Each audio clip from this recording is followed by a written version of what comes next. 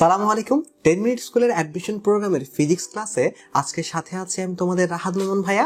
Dhaka university CSC department থেকে graduation complete করেছি। এটা তো গেল একটা পরিচয়। আর একটা পরিচয় হচ্ছে এই যে তোমরা অ্যাডমিশনের যুদ্ধের জন্য প্রিপারেশন নিচ্ছ, এই যুদ্ধে যোদ্ধাদের বিগত 5 বছর ধরে ট্রেন আপ করার কাজগুলো করে যাচ্ছি। আচ্ছা, এখন আজকে তোমরা টাইটেলে দেখেছো আজকে পড়ার কথা হচ্ছে আমাদের ভেক্টর। বাট ভেক্টর পড়ানোটা আসলে আমার উদ্দেশ্য না, কারণ ভেক্টর দেখো তোমরা তো ক্লাস 9-10ও পড়ছো, ইন্টারমিডিয়েটও পড়েছো। সো এখন ভেক্টর আবার নতুন করে কি পড়বা আসলে, এই জিনিসটা বোঝা দরকার। আমি ভেক্টর পড়তে চাচ্ছি এমন না, প্রিসাইজলি ঢাকা ইউনিভার্সিটি এক্সাম হলে বসে ভেক্টরে যে যে স্কিলগুলো তোমার দরকার হবে সেই স্কিলগুলোর জন্য ট্রেন আপ করার জন্য পড়াতে চাচ্ছি। আচ্ছা, তুমি যদি এটাকে একটা যুদ্ধের জন্য প্রিপারেশন চিন্তা করো, তাহলে যুদ্ধের মধ্যে তোমার যে প্রিপারেশনটাকে আমরা 3 ভাগে ভাগ করতে পারি। প্রথমত আমি কিছু যুদ্ধের ডুস অ্যান্ড ডোন্টস বলবো, যে এই যুদ্ধের সমর কৌশলগুলো কীরকম হবে। এরপরে আমরা যুদ্ধের একটা ট্রেনিং সেশন রাখবো, যেটা হচ্ছে অ্যাকচুয়ালি ক্লাসে, যেখানে তোমার বিভিন্ন স্কিলগুলোর বিষয়ে মেন্টরশিপ করা হবে। দেন তারপরে একটা গুরুতর টাস্ক থাকবে, সেটা হচ্ছে যে এই যে ট্রেন আপ করা হলো এই জিনিসটা ততক্ষণ পর্যন্ত তোমার হবে না যতক্ষণ পর্যন্ত না তুমি প্র্যাকটিস করে করে করে ওই স্কিলটা নিজের করে অর্জন করো।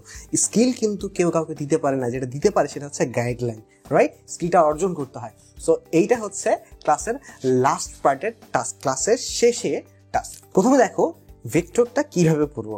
এই যে বললাম প্রিসাইজলি পড়বো, প্রিসাইজলি প্রিপারেশন নিব।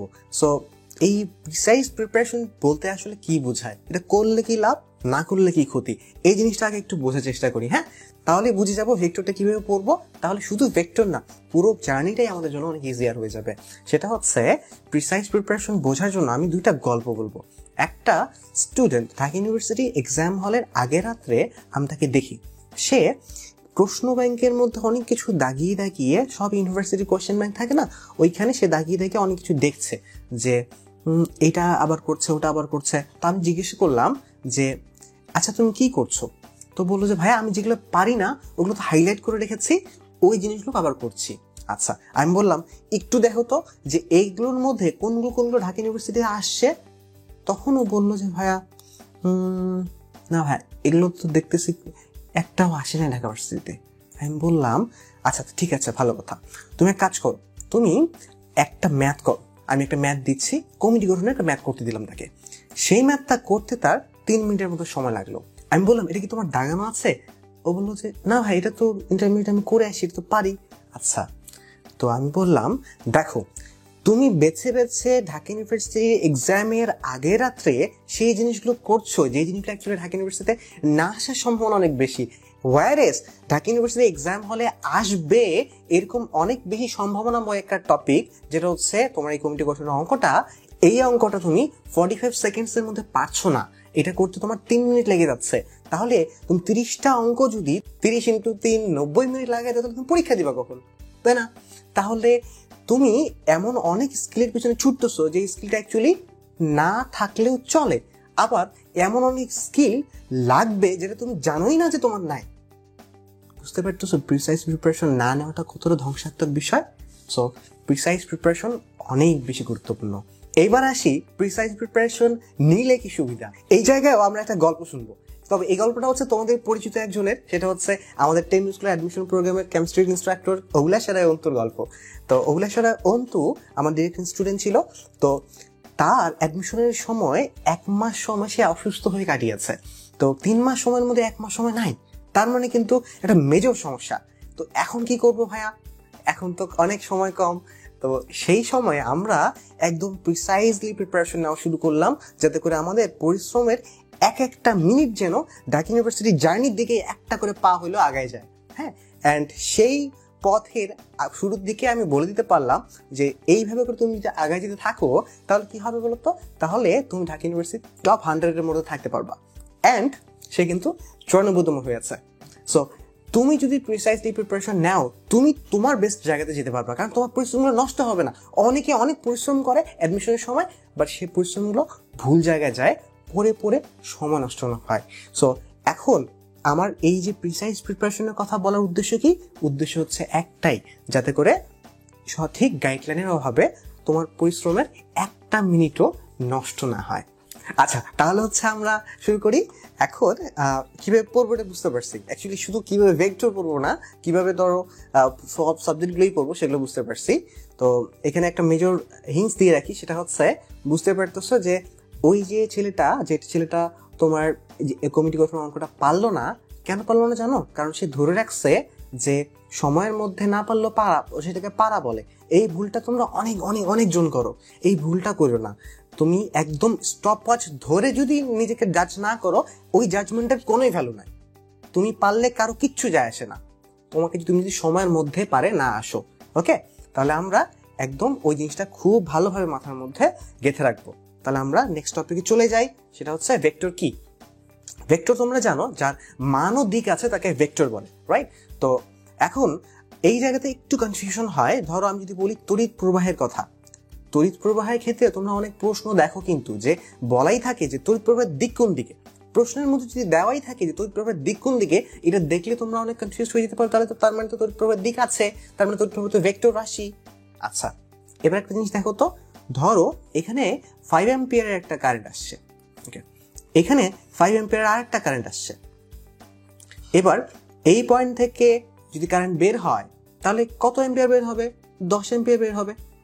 খুবই সিম্পল কথা, রাইট? আচ্ছা, এখন আমি একটা কাজ করি, আমি তারটাকে একটু বাঁকায় দিই, কারণ আমি জানি না যে ভেক্টরের যোগ করার ক্ষেত্রে কি কোণ তো ম্যাটার করে। এরা যেই কোণে ছিল ওই কোণটা যদি চেঞ্জ করি তাহলে মানটাও চেঞ্জ হয়। তাহলে বলো তো, আমি তারটা যদি একটু বাঁকায় দিই, বাঁকাইলে কি কারেন্টের মান বাড়বে বা কমবে? না, বাড়বেও না কমবেও না।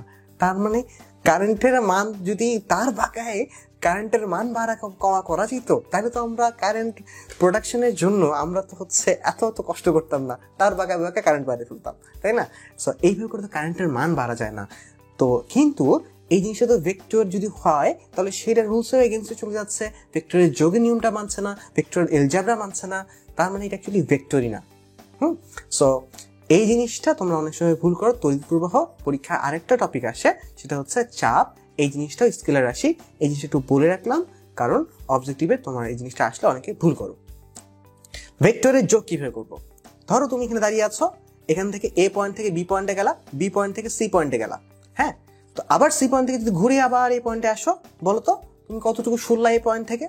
তুমি তো এখন এই পয়েন্টে আসো, সরবা কেন আবার? তার মানে কোনো সরাসরি হয় নাই, তার মানে তোমার সরণ হচ্ছে 0। তার মানে a b plus bc plus c a equals to হচ্ছে 0। তাহলে আমি বলতে পারি না এখান থেকে, দেখো তো, এ বি কে যদি একটা ভেক্টরের নাম দিয়ে দিই যে এ ভেক্টর, বিসি কে যদি একটা ভেক্টর নাম দিই তাহলে যে হচ্ছে বি ভেক্টর, তারপরে এই সি এটাকে যদি উপাশে নিয়ে যাই মাইনাস সি এ। মাইনাস সি এ মানে কি? সি এ মানে হচ্ছে সি থেকে এ, আর মাইনাস সি এ মানে হচ্ছে এ থেকে সি। তার মানে আমি এটাকে বলতে পারি না এ সি। তার মানে এই জিনিসটাকে যদি আমি এসি কে যদি একটা ভেক্টর বলি, আমি নাম যদি দিই সি ভেক্টর, তারপরে আমরা কি বুঝতে পারতেছি বলতো?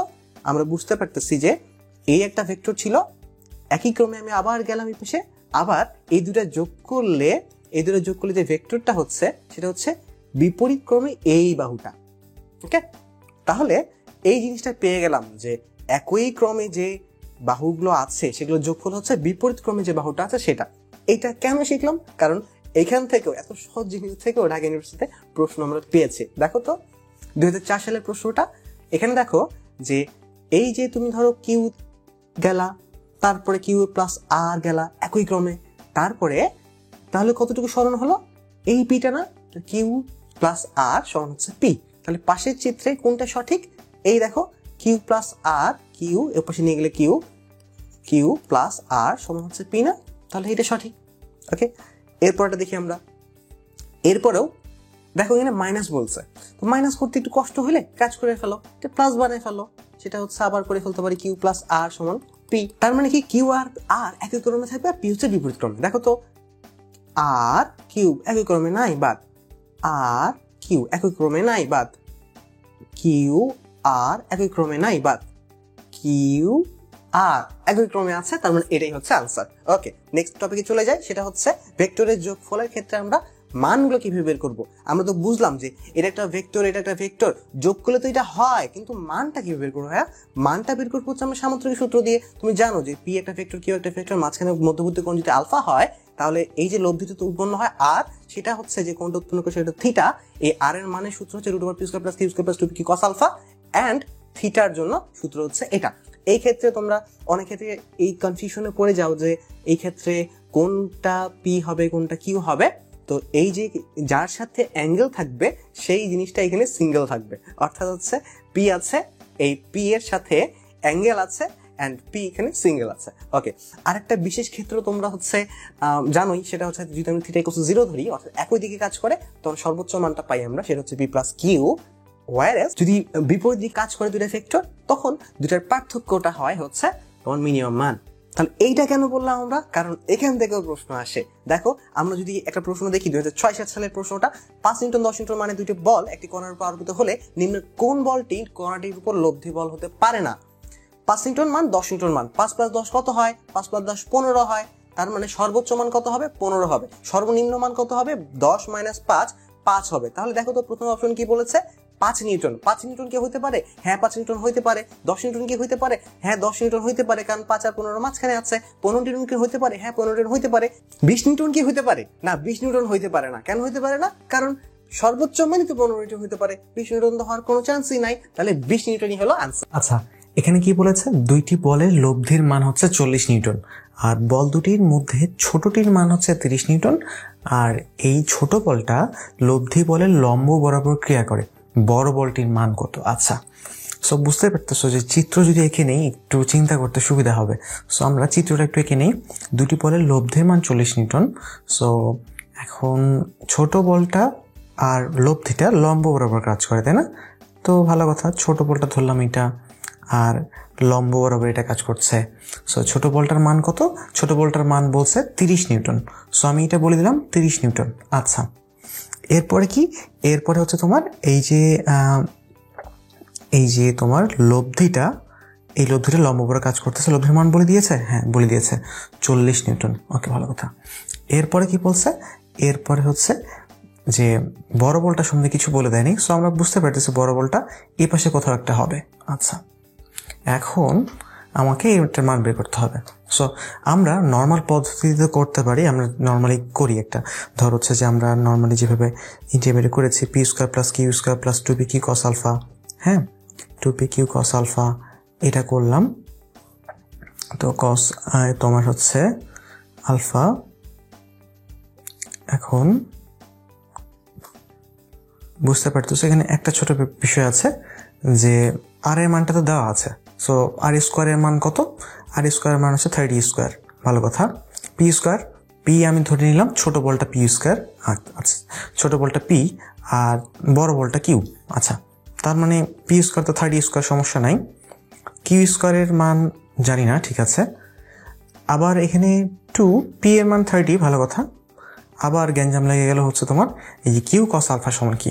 আচ্ছা, সো এখানে আমরা আবার আরেকটা জিনিস শিখেছিলাম যে উপাংশে ভাগ করা শিখেছিলাম না, যে আমরা হচ্ছে জানি যে এখানে যদি আমরা এক্স অক্ষ বরাবর উপাংশ নেই তাহলে কি পাচ্ছি আমি, এক্স অক্ষ বরাবর উপাংশ নিলে যে 30 নিউটনের জন্য এক্স অক্ষ বরাবর উপাংশ হচ্ছে তোমার 30 মানে cos 0, যেটা 30 cos 0, তার মানে হচ্ছে 30 প্লাস কিউ, এই যে কিউ কস আলফা, এটা গেল এই যে এই বলের এক্স অক্ষ বরাবর উপাংশ অ্যান্ড তোমার পি বলের এক্স অক্ষ বরাবর উপাংশ, কিউ বলের এক্স অক্ষ বরাবর উপাংশ সমান কি হবে, আমরা জানি লব্ধির যে এক্স অক্ষ বরাবর উপাংশ, মানে এই লব্ধির এক্স অক্ষ বরাবর উপাংশ কত, লব্ধি যদি আর হয় তার মানে লব্ধির এক্স অক্ষ বরাবর উপাংশ তুমি বুঝতে পারতেছো cos 90 0, তার মানে এটা 0 হবে। সো এখান থেকে আমি কিউ কস আলফার মান পেয়ে যাচ্ছি, কিউ কস আলফার মান পেয়ে যাচ্ছি, কত পেয়ে যাচ্ছি -30। সো এখানে আমি এটা -30 বসাই দিব, -30 বসা দিলে দেন হচ্ছে এখান থেকে বুঝতে পারতেছো হচ্ছে কিউ স্কোয়ারের ক্যালকুলেশন চলে আসতেছে, কি চলে আসতেছে যে আচ্ছা যে 30 স্কোয়ার কেন লিখেছি, এটা কিউ আর এর মান তো 40 হবে তাই না, তো আর এর মান 40, সো 40 স্কোয়ার হবে। সো 40 স্কোয়ার ইকুয়ালস টু এটা, ভালো কথা।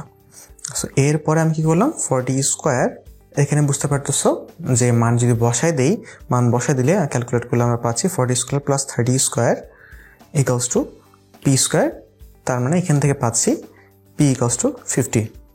এই যে 30 স্কোয়ার, হ্যাঁ 30 স্কোয়ার প্লাস 40 স্কোয়ার, 30 স্কোয়ার মানে কি, 30 স্কোয়ার মানে 900, 30 স্কোয়ার মানে হচ্ছে তোমার 900, আর এখানে তোমার 40 স্কোয়ার মানে 1600, 1600 900 2500, 2500 স্কোয়ার রুট করলে হয় 50। আচ্ছা, মানে তো এটা তো জানো মনে হয় যে হচ্ছে যে এই দুইটার শূন্যের স্কোয়ার রুট করলে একটা শূন্য হয়, আর 25 তো তোমার 5 গেল। এখন ঘটনা হচ্ছে যে এই যে এত কেচ্ছা কাহিনী করলাম, এত কেচ্ছা কাহিনী করে কি আমি হচ্ছে যে অঙ্কটা মিলাতে পারবো? সো মানে অনেক সময় লেগে গেল না? সো এত সময় যে লেগে গেল, সো অঙ্কটা তো হইলো, আলটিমেটলি অ্যান্সার আসলো 50। কিন্তু এই জিনিসটা আরেকটু সহজভাবেও করা যায়, তাই না? কীভাবে সহজভাবে করা যায়? যদি আমি জিওমেট্রিক্যালি চিন্তা করি, কীরকমভাবে জিওমেট্রিক্যালি চিন্তা করা যায় আমি অঙ্কটা একটু দেখাচ্ছি, একটু অন্যভাবে দেখাচ্ছি। ধরো যে এখানে দেওয়া আছে, ধরো এটা 30, হ্যাঁ, তারপরে এটা আমি জানি না, ওকে, অ্যান্ড আমি দেওয়া আছে এটা লব্ধিটা হচ্ছে তোমার 40, ওকে। সো দেখো তো যে এইটাকে যদি আমি এই পাশে শিফট করে দেই, এটাকে যদি আমি এই পাশে শিফট করে দিই, শিফট করে দিলে কি হবে একটা, আচ্ছা কালারের চয়েসটা ভালো হয় নাই, আচ্ছা ওকে আমি আবার চুজ করছি। সো এখন এটাকে যদি আমি এই পাশে সুইচ করে দিই, দেন কি হচ্ছে, এটাকে সমকোণী ত্রিভুজ হয়ে যাবে। আচ্ছা, এরপরে বের করাটা খুব ইজি না? যে তুমি জাস্ট এটা বের করতে চাচ্ছ, তো সো তুমি জানো, ধরো এটার মান তো তুমি এইটার মান দেওয়া আছে 40, রাইট? এটার মান দেওয়া আছে 40, সো তোমাকে এটা বের করতে হবে, রাইট? আচ্ছা, এই কিউ এর মানটা বের করতে হবে। সো কিউটা বের করতে হবে, পি দেওয়া আছে 30 অ্যান্ড এই আর হচ্ছে এটা। সো এখান থেকে লম্ব স্কয়ার প্লাস ভূমি স্কয়ারের সূত্র ফেলে দিতে পারো না, যে অতিভুজ স্কয়ার ইকুয়ালস টু লম্ব স্কয়ার প্লাস ভূমি স্কয়ার, মানে কিউ স্কয়ার ইকুয়ালস টু তোমার হচ্ছে যে 30 স্কোয়ার প্লাস 40 স্কোয়ার, ডান। তাহলে কিউ সমান কত তুমি বুঝতে পারতেছো? কিউ সমান চলে আসলো 50। আচ্ছা, পিথাগোরাস অ্যাপ্লাই করে ফেললাম। এখানে আরেকটা সুন্দর জিনিস শেখা যায়, সেটা হচ্ছে যে আমরা যদি বলি একটু, সেটা হচ্ছে পিথাগোরিয়ান ট্রিপলেট। কিরকম তুমি জানো? পিথাগোরিয়ান ট্রিপলেট, আমি লিখে দিই, পিথাগোরিয়ান ট্রিপলেট। হ্যাঁ, এই জিনিসটা কি? এই জিনিসটা ক্যালকুলেশনে অনেক হেল্প করে। কিরকম ব্যাপারটা একটু বলি, যে তুমি জানো যে পিথাগোরাস অনুযায়ী 3 square plus 4 square equals two 5 square হয়, রাইট? আচ্ছা, এখন তুমি যদি 3 square plus 4 square equals two 5 square হয় দেখছো, এটা তো দেখছো আগে, কিন্তু এইখান থেকে আবার কি দেখলা? এখান থেকে দেখলা 30 square plus 40 square equals two 50 square. একটু কেমন জানি রহস্য গন্ধ পাওয়া যাচ্ছে, তাই না? সো আসলে একটু মিল পাওয়া যাচ্ছে না? এই মিলটার কারণটা যদি দেখি আমি, ধরো P square plus Q square equals to ধরো আর স্কোয়ার হইল। এখন আমার ইচ্ছা হইলো এটাকে আমি যদি পিকে 2 গুণ করি, 2p করি, কিউকে 2 গুণ করি, 2q করি, তাহলে প্রশ্ন হচ্ছে আর কি 2 গুণ হবে? আর কি 2 গুণ হবে? এটা একটা প্রশ্ন। সো এটা আমরা করে দেখি।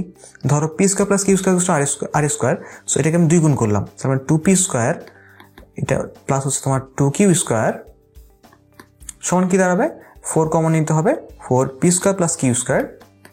এখন একটু আগে দেখেছি পি স্কোয়ার প্লাস কিউ স্কোয়ারের এই মানটা কত? পি স্কোয়ার প্লাস কিউ স্কোয়ারের এই মানটা হচ্ছে তোমার ওই যে লেখা ছিল আর স্কোয়ার, সো 4r স্কোয়ার, তাই না? সো 4r স্কোয়ার মানে কি? 4r স্কোয়ার মানে হচ্ছে 2r হোল স্কোয়ার। তার মানে কি দাঁড়ালো? তার মানে যেটা দাঁড়ালো সেটা হচ্ছে যে এইটা সমান হয়ে গেল 2r হোল স্কোয়ার। তাহলে কি হলো?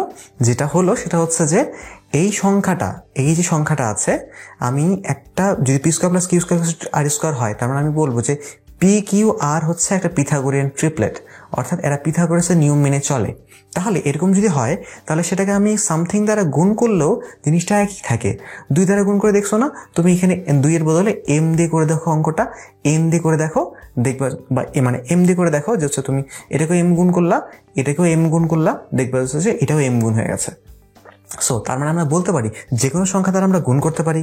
তো গুণ করলে ব্যাপারটা অনেক মজার জিনিস হয়ে যায় না? যে 3, 4, 5 যদি পিথাগোরিয়ান ট্রিপলেট হয়, আমি যদি এটাকে 10 দ্বারা গুণ করি, গুণ করে 3 10 30, 4 10 40, 5 10 50, এইগুলো একটা পিথাগোরিয়ান ট্রিপলেট হবে। আচ্ছা, আমার ইচ্ছা হলো আমি 2 দিয়ে গুণ করবো, করে ফেলো। 6, তারপরে 8, তারপরে 10, মিলে দেখো তো 6 6 36 আর 8 8 64, 64 আর 36 মিলে কিন্তু 10 স্কোয়ার মানে 100 মিলে গেল, রাইট? এইটা না ক্যালকুলেশন তুমি একটু দেখবে, অনেকগুলো অঙ্ক এরকম করে তোমার হচ্ছে যে এই ক্যালকুলেশনগুলো এইভাবে মিলাই দেয়। হ্যাঁ, সো আমরা যেহেতু জানি না পিথাগোরিয়ান ট্রিপলেটের কারণে এই জিনিসটা হয়, সো আমরা অ্যাকচুয়ালি সাহস পাই না যে অ্যান্সারটা দাগায় ফেলবো। তো আমরা যদি আগে থেকে জেনে ফেলি যে এই ঘটনাটা ঘটে, তাহলে কিন্তু আমরা আর ভয় পাবো না, দাগায় ফেলবো। আচ্ছা, ওকে, নেক্সটে যাই আমরা। আমরা তো যোগ শিখলাম, রাইট? যোগ শিখছি। এখন প্রশ্ন হচ্ছে বিয়োগটা কিভাবে করব। বিয়োগ করার সময় কি আমি বড় থেকে ছোটটা বিয়োগ দিয়ে দিব? তাহলে বড় থেকে ছোটটা বিয়োগ দিয়ে দিব, এরকমই তো হওয়ার কথা। তো মানে তোমার ধরো যে আমার দুইটা মান আছে, তো আমার বিয়োগ দেওয়ার জন্য আমি কি করব, বড় ভেক্টর থেকে ছোট ভেক্টর বিয়োগ দিয়ে দিব, এরকম কি না? আর কোনটা তখন কি হবে, কোনের মানটা কিভাবে বের করব? মানের সূত্রটা কি একই থাকবে, যে আমরা ওই যে মানের সূত্র পড়ছিলাম √p² + q² + 2pq cos α, ওই সূত্রটারই বা কি হবে? আর কোণে যে একটা সূত্র পড়ছিলাম ওইটারই বা কি হবে? ওটা তো এগুলো সব যোগের ক্ষেত্রে পড়ছিলাম। বিয়োগের ক্ষেত্রে ঘটনাগুলো ঘটবে কি আসলে? আমি যদি একটু দেখি যে হচ্ছে যে বিয়োগটা আসলে করো কিভাবে, বিয়োগ বলতে কি বোঝায়। ধরো তুমি নর্মাল কি করেছিলা, এটা পি করছো, ধরো একটা ভেক্টর অ্যান্ড এটা একটা ভেক্টর, রাইট? আচ্ছা, পি কিউ। দেন তুমি কি করলা, এইটা যোগ করে যে লব্ধি পাইলা, সেই লব্ধিটা তুমি কি বলতেছো, এই যে সামান্তরিক সূত্র, অর্থাৎ এই দুটাদের একটা সামান্তরিক আঁকলা। আঁকার পরে কি করলা, আঁকার পরে হচ্ছে যে এই যে এইটাকে তুমি বলতেছো লব্ধি। আচ্ছা, ওকে, ভালো কথা, খুব ভালো কথা। এখন তো আর আমি বিয়োগ করা বলতে কি বুঝবো জানো? ধরো 5 থেকে 3 বিয়োগ করব। 5 থেকে 3 কেমনে বিয়োগ করে, 5-এর সাথে 3 যোগ করব, কিন্তু যোগ করার আগে একটু উল্টাই নেব। এটাকেই দেখো বিয়োগ বলে, এটাকেই বিয়োগ বলে না? 5 থেকে 3 বিয়োগ দিলে 2 হয়। তার মানে এই যে বিয়োগ কিভাবে করি, এই জিনিসটা যদি একটু বুঝে যাই, তাহলে সেম ভাবে আমরা হচ্ছে ভেক্টরে বিয়োগও করতে পারি। কিরকম ভাবে? ধরো পি একটা ভেক্টর, সো আমার ইচ্ছা হলো যে হচ্ছে তোমার পি থেকে কিউ বিয়োগ দিব। আচ্ছা, কিউ ছিল হচ্ছে আমার এরকম ভাবে, এখন আমার কি ইচ্ছা হয়েছে, আমি এটা বিয়োগ দিব। তো বিয়োগ দেওয়ার ইচ্ছা হয়েছে, তার মানে কি করব, বিয়োগ দেওয়া মানে যোগই করব, জাস্ট একটু উল্টাই নিলাম, উল্টাই নেওয়ার পরে এইবার আমি যোগ করব। সো এবার যদি আমি যোগ করি, ধরো হচ্ছে যে এবার যোগ করলে কি হবে, এবার যোগ করলে বুঝতেই পারতেছো, এবার অ্যান্সারটা এরকম আসবে, রাইট? আচ্ছা, সো এইবার বলতো যে আমি যদি উল্টাই নিয়ে যোগ করি, তাহলে এই যে কোণটা কত হচ্ছে, কোণটা হয়ে যাচ্ছে তোমার 180 মাইনাস আলফা না? এটা যদি তোমার আলফা হয়, তাহলে এই পুরো কোণটা কত ছিল? পুরো কোণটা নিশ্চয়ই আমাকে এখন যে তোমার যে তুমি লব্ধি বের পড়তেছো বা যোগ করতেছো, কার যোগ করতেছো, এইটা আর এইটার না? এখন এই মধ্যবর্তী কোণটা কত? এই পুরোটা কি হবে তাহলে অ্যান্সার? 180 মাইনাস আলফা, যেহেতু পুরোটা হচ্ছে 180। সো তাহলে বিয়োগ করা বলতে উল্টায় যোগ করা, এতটুকু বুঝছো। এখন বিয়োগ করার ক্ষেত্রে সূত্রগুলো কি চেঞ্জ হবে, এটাই হচ্ছে একটু হালকা বোঝার বিষয়, তেমন কঠিন কিছু না। আর এর সূত্র যেটা জানি আমরা, p² + q² + 2pq cos α, তাই না? এটা জানি আমরা। সো এখানে আলফার মান কত হয়ে গেল? আলফার মানটা কি হলো? আলফার মানটা হচ্ছে 180 মাইনাস আলফা। এখন আলফার জায়গায় যদি 180 মাইনাস আলফা হয়, তোমরা জানো এখানে কি হয়ে যায়, একটা মাইনাস সাইন চলে আসে, তাই না? cos 180 minus alpha equals to minus cos alpha. So যেহেতু এটা চলে আসে, তার মানে এখানে বুঝতে পারতেছো যে এখানে সূত্রটা হয়ে যাবে p² + q² - 2pq cos alpha. ওকে, আচ্ছা, ভালো কথা। তাহলে তোমার হচ্ছে যে আমার যে কোণের সূত্রটা, কোণটার কি হবে? কোণের সূত্রটা ছিল হচ্ছে tan inverse q sin alpha p - q cos alpha. আচ্ছা, এখন এই যে আলফার যদি এখন 180 মাইনাস আলফা হয়, তুমি জানো যে আলফার জায়গায় 180 মাইনাস আলফা যদি হয়, তাহলে সাইনের মান কি চেঞ্জ হয়? সাইনের মান চেঞ্জ হয় না। সাইনের 180 minus alpha equals to sine alpha. So এটাতে কোনো সমস্যা নাই। আবার এই যে তোমার হচ্ছে যে এইখানে কি হয়ে যাবে, সরি, এটা ছিল কি p + q cos আলফা, তাই না? তো এই যে এখানে cos আলফার জায়গায় তোমার হচ্ছে 180 মাইনাস আলফা দিলে বুঝতে পারতো এখানে একটা মাইনাস সাইন হয়ে আসবে। সো তার মানে এই প্লাসটা ছিল, এই প্লাসটা হয়ে যাবে একটা মাইনাস সাইন। সো খুবই সিম্পল, বিয়োগের ক্ষেত্রে সাইনে আলফা থাকলে প্লাস জিনিসটা প্লাসে থাকতেছে, সাইনে কোনো চেঞ্জ হচ্ছে না। যদি তোমার হচ্ছে যে cos আলফা থাকে, তাহলে অবশ্যই মানটা চেঞ্জ হয়ে যাচ্ছে। আর কোনটা কত হচ্ছে, কোনটা যদি আগে আলফা হয়, এখন 180 মাইনাস আলফা হবে। 180 মাইনাস আলফা করা মানে কি? মানে হচ্ছে উল্টায় যোগ করা।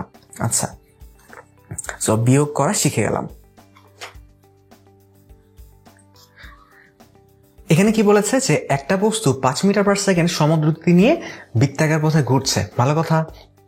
অর্ধবার ঘূর্ণনের পরে বেগের পরিবর্তন কত? এখানে প্রথমে একটা সমস্যা, প্রশ্নের মধ্যেই সমস্যা, সেটা হচ্ছে তুমি না বললা একটু আগে যে সমদ্রুতি, তাহলে আবার চেঞ্জ কেন? তো সম বলার পরে চেঞ্জ কেন? চেঞ্জ এই জন্য যে সমদ্রুতিতেও যদি তুমি ঘুরতে থাকো, তবু দেখো বৃত্তাকার পথে ঘুরতে আসো, এই যে ঘুরতে আছে, সো এই বৃত্তাকার পথে ঘোরার সময় প্রত্যেকটা মোমেন্টে এই মোমেন্টের সরণের দিক একরকম, এই মোমেন্টের সরণের দিক এরকম, এই মোমেন্টের সরণের দিক এরকম, এই মোমেন্টের সরণের দিক এরকম, অর্থাৎ প্রত্যেক মোমেন্টের সরণের দিকটা কিন্তু চেঞ্জ হচ্ছে। সো আমরা যদি একটা কোনো হাতের মধ্যে কোনো কিছু বেঁধে হচ্ছে ঘুরতে থাকি, তাহলে দেখবো যে আমি যদি ছেড়ে দেই, এক্সপেরিমেন্ট অ্যাকচুয়ালি আমি রিয়েল লাইফে করে দেখছিলাম, অনেক মজার এক্সপেরিমেন্ট। তোমাদের তো ফোন আছে, চাইলে হচ্ছে করে তারপর একজনকে ভিডিও করতে বলে দেন তুমি হচ্ছে যে একটু মানে স্লো মোশন করে ফেলবা, ভিডিওতে এডিট করে স্লো মোশন করে ফেলবা, দেখবে এক্স্যাক্টলি দেখতে পারবা যে এইখানে মানে আমি ভিডিওটা অলরেডি তোমার হচ্ছে যে ভিডিওটা আপলোডও করেছিলাম, সেটা হচ্ছে তোমার ধরো যে এখান থেকে দেখা যায় তোমার হচ্ছে যে জিনিসটা যে আসলেও সরল দেখা যায়, সেই জিনিসটা দেখা যায়, অর্থাৎ প্রত্যেকটা মোমেন্টে যে সরণের দিকটা ডিফারেন্ট এটা বোঝা যায় এখানে। সো তো নিজেরাও করে দেখতে পারো। সো এখন ওই জন্য হচ্ছে তোমার বেগের পরিবর্তনের কথাটা বলা হচ্ছে। এখন অর্ধবার ঘূর্ণনের পরে বেগের পরিবর্তনের কত? এখন দেখো অর্ধবার ঘূর্ণন মানে কি? অর্ধবার ঘূর্ণন মানে ধরো হচ্ছে এখান থেকে চলা শুরু করেছে, এখান থেকে ঘোরা শুরু করেছে, তো এখান থেকে ঘোরা শুরু করেছে, এখানে দিক ছিল এই দিকে, ধরো এটা বলছে 5 মিটার পার সেকেন্ড, অ্যান্ড অর্ধবার ঘূর্ণন মানে এখানে আসছে, এখানে আসলে বেগ কোন দিকে? বেগ হচ্ছে নিশ্চয়ই বুঝতে পারতেছো, এদিকে বেগ হলে এখানে বেগটা হবে এই পাশে। সো এরকম ভাবে ঘুরতেছিল, ঘুরতে এখানে যাচ্ছিল এই পাশে, এখানে যখন যাচ্ছিল তখন এই পাশে চলে যাচ্ছে। আচ্ছা, এখন তাহলে তোমার এটা যদি তোমার হচ্ছে যে V1 হয়, এটা যদি V2 হয়, তাহলে বেগের পরিবর্তন কত? তুমি বুঝতে পারতেছো এইটা যে দিকটা আছে, এটা যদি আমি প্লাস বলি, প্লাস, তাহলে এটা অবশ্যই মাইনাস হবে। তার মানে হচ্ছে তোমার বেগের পরিবর্তন কত? বেগের পরিবর্তন তুমি যদি এখন যাই বলো, তুমি যদি হচ্ছে যে এটাকে প্লাস বলতে পারো, এটাকে মাইনাস বলতে পারো, তো এখন যদি বলো, তার মানে তুমি যদি এখন দিকের পরিবর্তনটা তুমি যদি বের করো, যে এখানে V মাইনাস ইউ যদি বলো, মানে পরেরটা মাইনাস আগেরটা, তাহলে -5 -10 হচ্ছে, অর্থাৎ পরিবর্তনের মানটা হচ্ছে 10, তাই না? সো এখন আবার যদি হচ্ছে তুমি তার মানে হচ্ছে যে তুমি যেটাকে প্লাস মাইনাস, তোমার ইচ্ছা হলো এটাকে প্লাস বলবো, এটাকে মাইনাস বলবা, অ্যান্সার একই আসবে, যে তোমার অ্যান্সার আলটিমেটলি পরিবর্তনটার মান 10 আসবে, কারণ আগে এই পাশে যাচ্ছিল 5, এখন এই পাশে যাচ্ছে 5। সো পরিবর্তনটা কিন্তু এখানে 5 না, পরিবর্তনটা হচ্ছে 10। ওকে, এরপরে 1/4 ঘোরার পরে বেগের পরিবর্তন কত? 1/4 ঘোরার পরে বেগের পরিবর্তন কত? এটা কিভাবে বের করবো? 1/4 পরে ঘোরার পরে মানে কি, এখানে ছিল তো এ হচ্ছে কি 360 ডিগ্রি ঘুরলে 1/4 ঘুরে, তো সরি পুরোটা ঘুরে, এটার 1/4 মানে কি 90 ডিগ্রি, তাই না? খুব ইজিলি বোঝা যাচ্ছে, অর্থাৎ এই জায়গায় এসে 1/4 ফিল আপ হবে। সো এইখানে ঘোরার পরে বেগটা তোমার হচ্ছে বেগের পরিবর্তন কত? এটা 5, এটা 5। চিত্রটা আমি একটু ধরো এখানে বড় করে আঁকি, 5।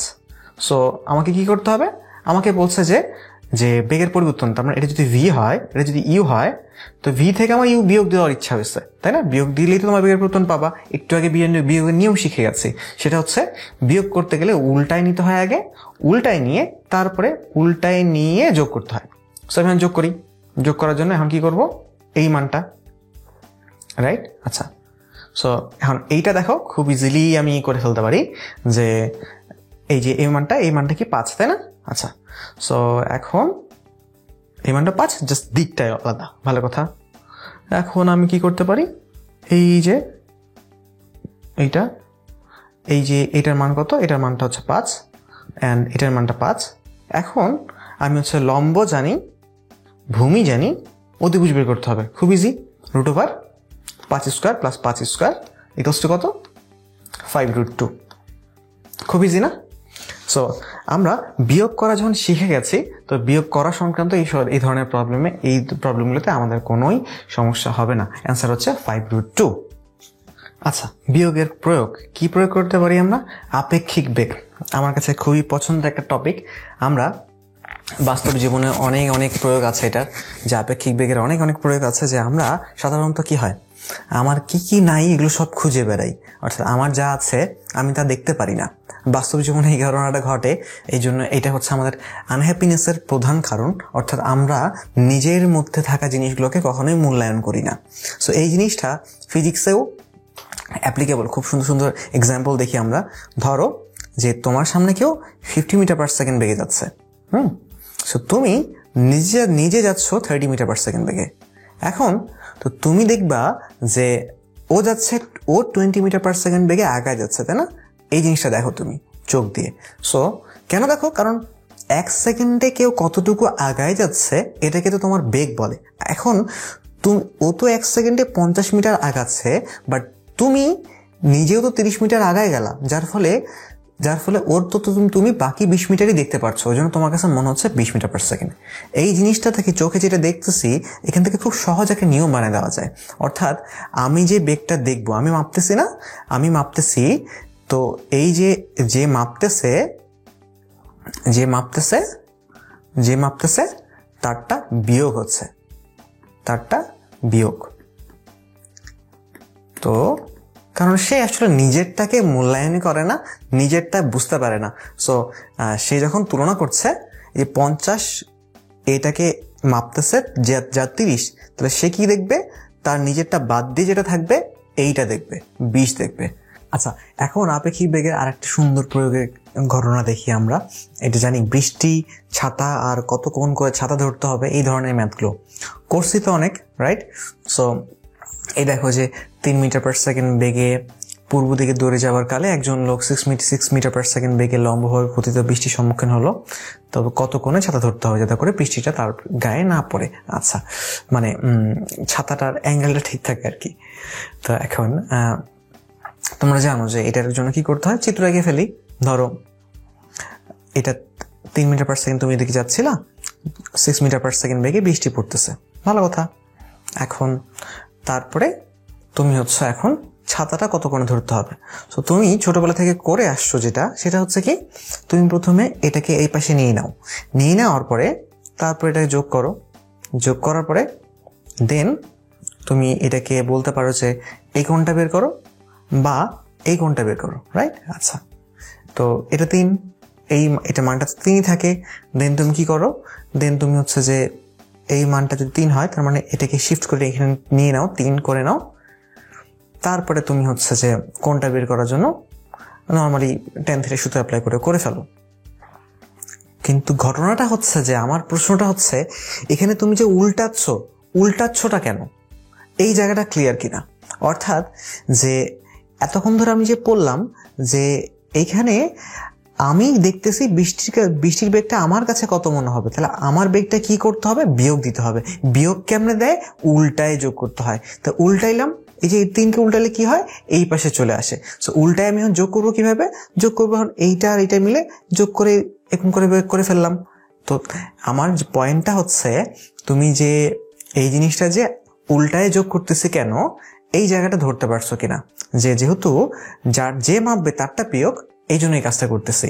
এখন অঙ্ক করা তো ইজি।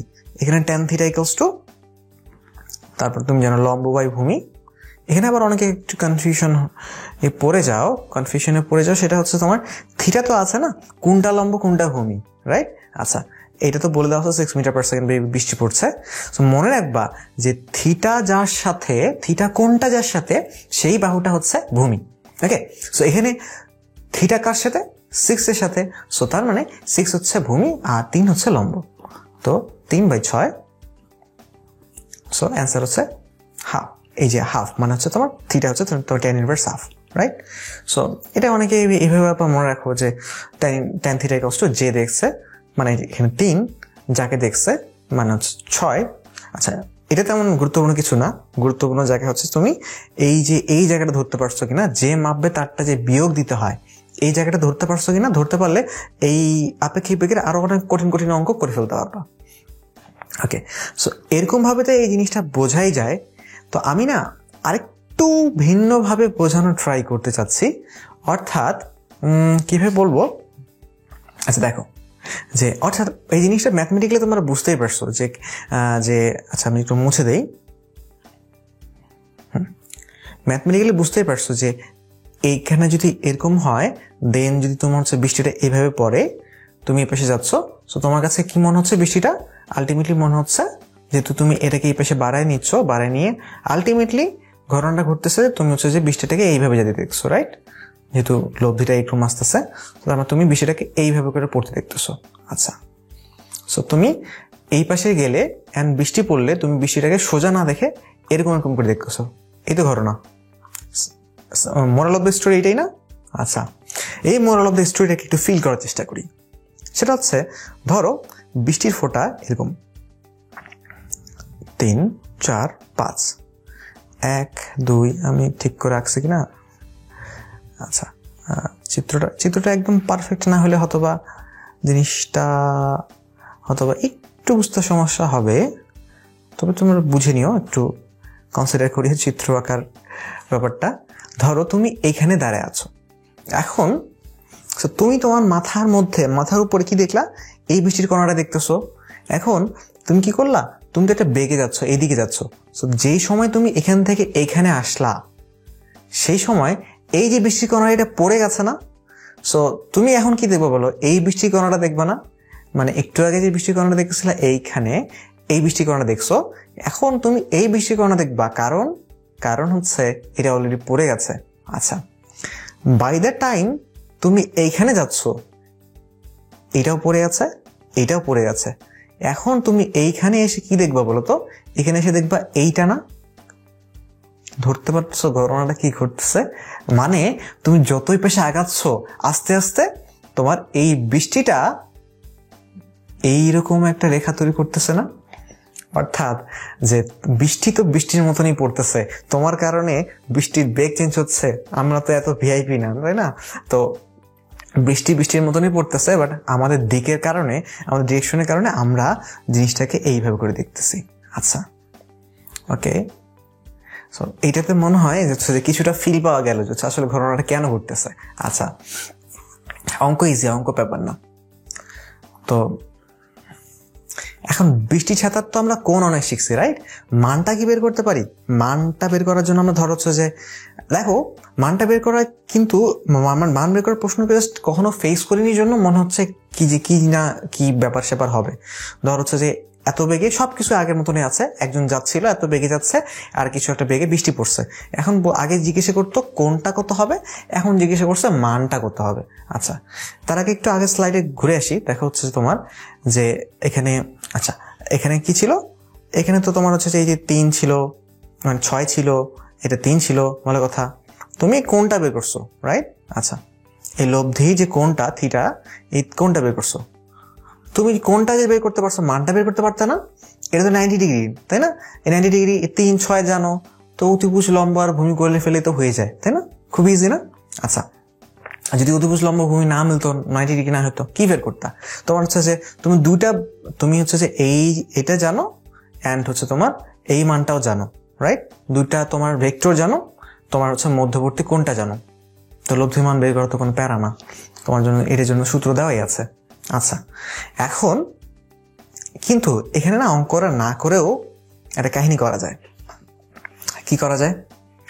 যে দেখো যে এখানে 10 বলছে, 24 বলছে, এটার মধ্যে না একটা গন্ধ ভাব আছে। সেটা হচ্ছে যে এই জিনিসটা আমাদের খুবই ফেমাস একটা পিথাগোরিয়ান ট্রিপলেট আছে। সেটা কি বলতো? 5 12 13। চেনা লাগে? অনেকবার করার কথা। 5 12 13। সো ওই যে 144 আর 25 মিলে তোমার হচ্ছে 169 হয়ে যায়। সো 5 12 13 হচ্ছে অনেক জনপ্রিয় একটা পিথাগোরিয়ান ট্রিপলেট। এটাকে জাস্ট 2 দ্বারা গুণ করো যদি তুমি, তাহলে কি 10 24 আর 26 পেয়ে যাও না? সো তার মানে এখানে 10 দেওয়া আছে, 24 দেওয়া আছে, আর বলে দেওয়া লাগবে অ্যান্সার কি হবে। তো এখন দেখো, তা করে দেই। তাহলে হচ্ছে যে পূর্ব দিকে যাচ্ছিল, দৌড়াচ্ছ 10, ওকে, তারপর হচ্ছে তোমার এদিকে বৃষ্টি পড়তেছে, সো 24, অ্যান্ড এটাকে উল্টাই নিচ্ছ, সো এটা পেশে 10 হবে, দেন এটা হবে তোমার হচ্ছে লব্ধি, সো এটা 10, এটা 24, অ্যান্ড এটা কি হবে? √10² + 24², মানে আলটিমেটলি জিনিসটা আসবে 26। আচ্ছা, সো এই জিনিসটা করে ফেললাম। আচ্ছা, এখন আরেকটা অঙ্ক দেখি আমরা। ধর হচ্ছে যে এটা, আচ্ছা এখানে তোমার হচ্ছে যে উত্তর দক্ষিণ হ্যান ত্যান অনেক ব্যাপার স্যাপার আছে। সো অনেকে আবার কনফিউজড হয়ে যাও, ভাইয়া উত্তর দক্ষিণ পূর্ব পশ্চিম বুঝি না।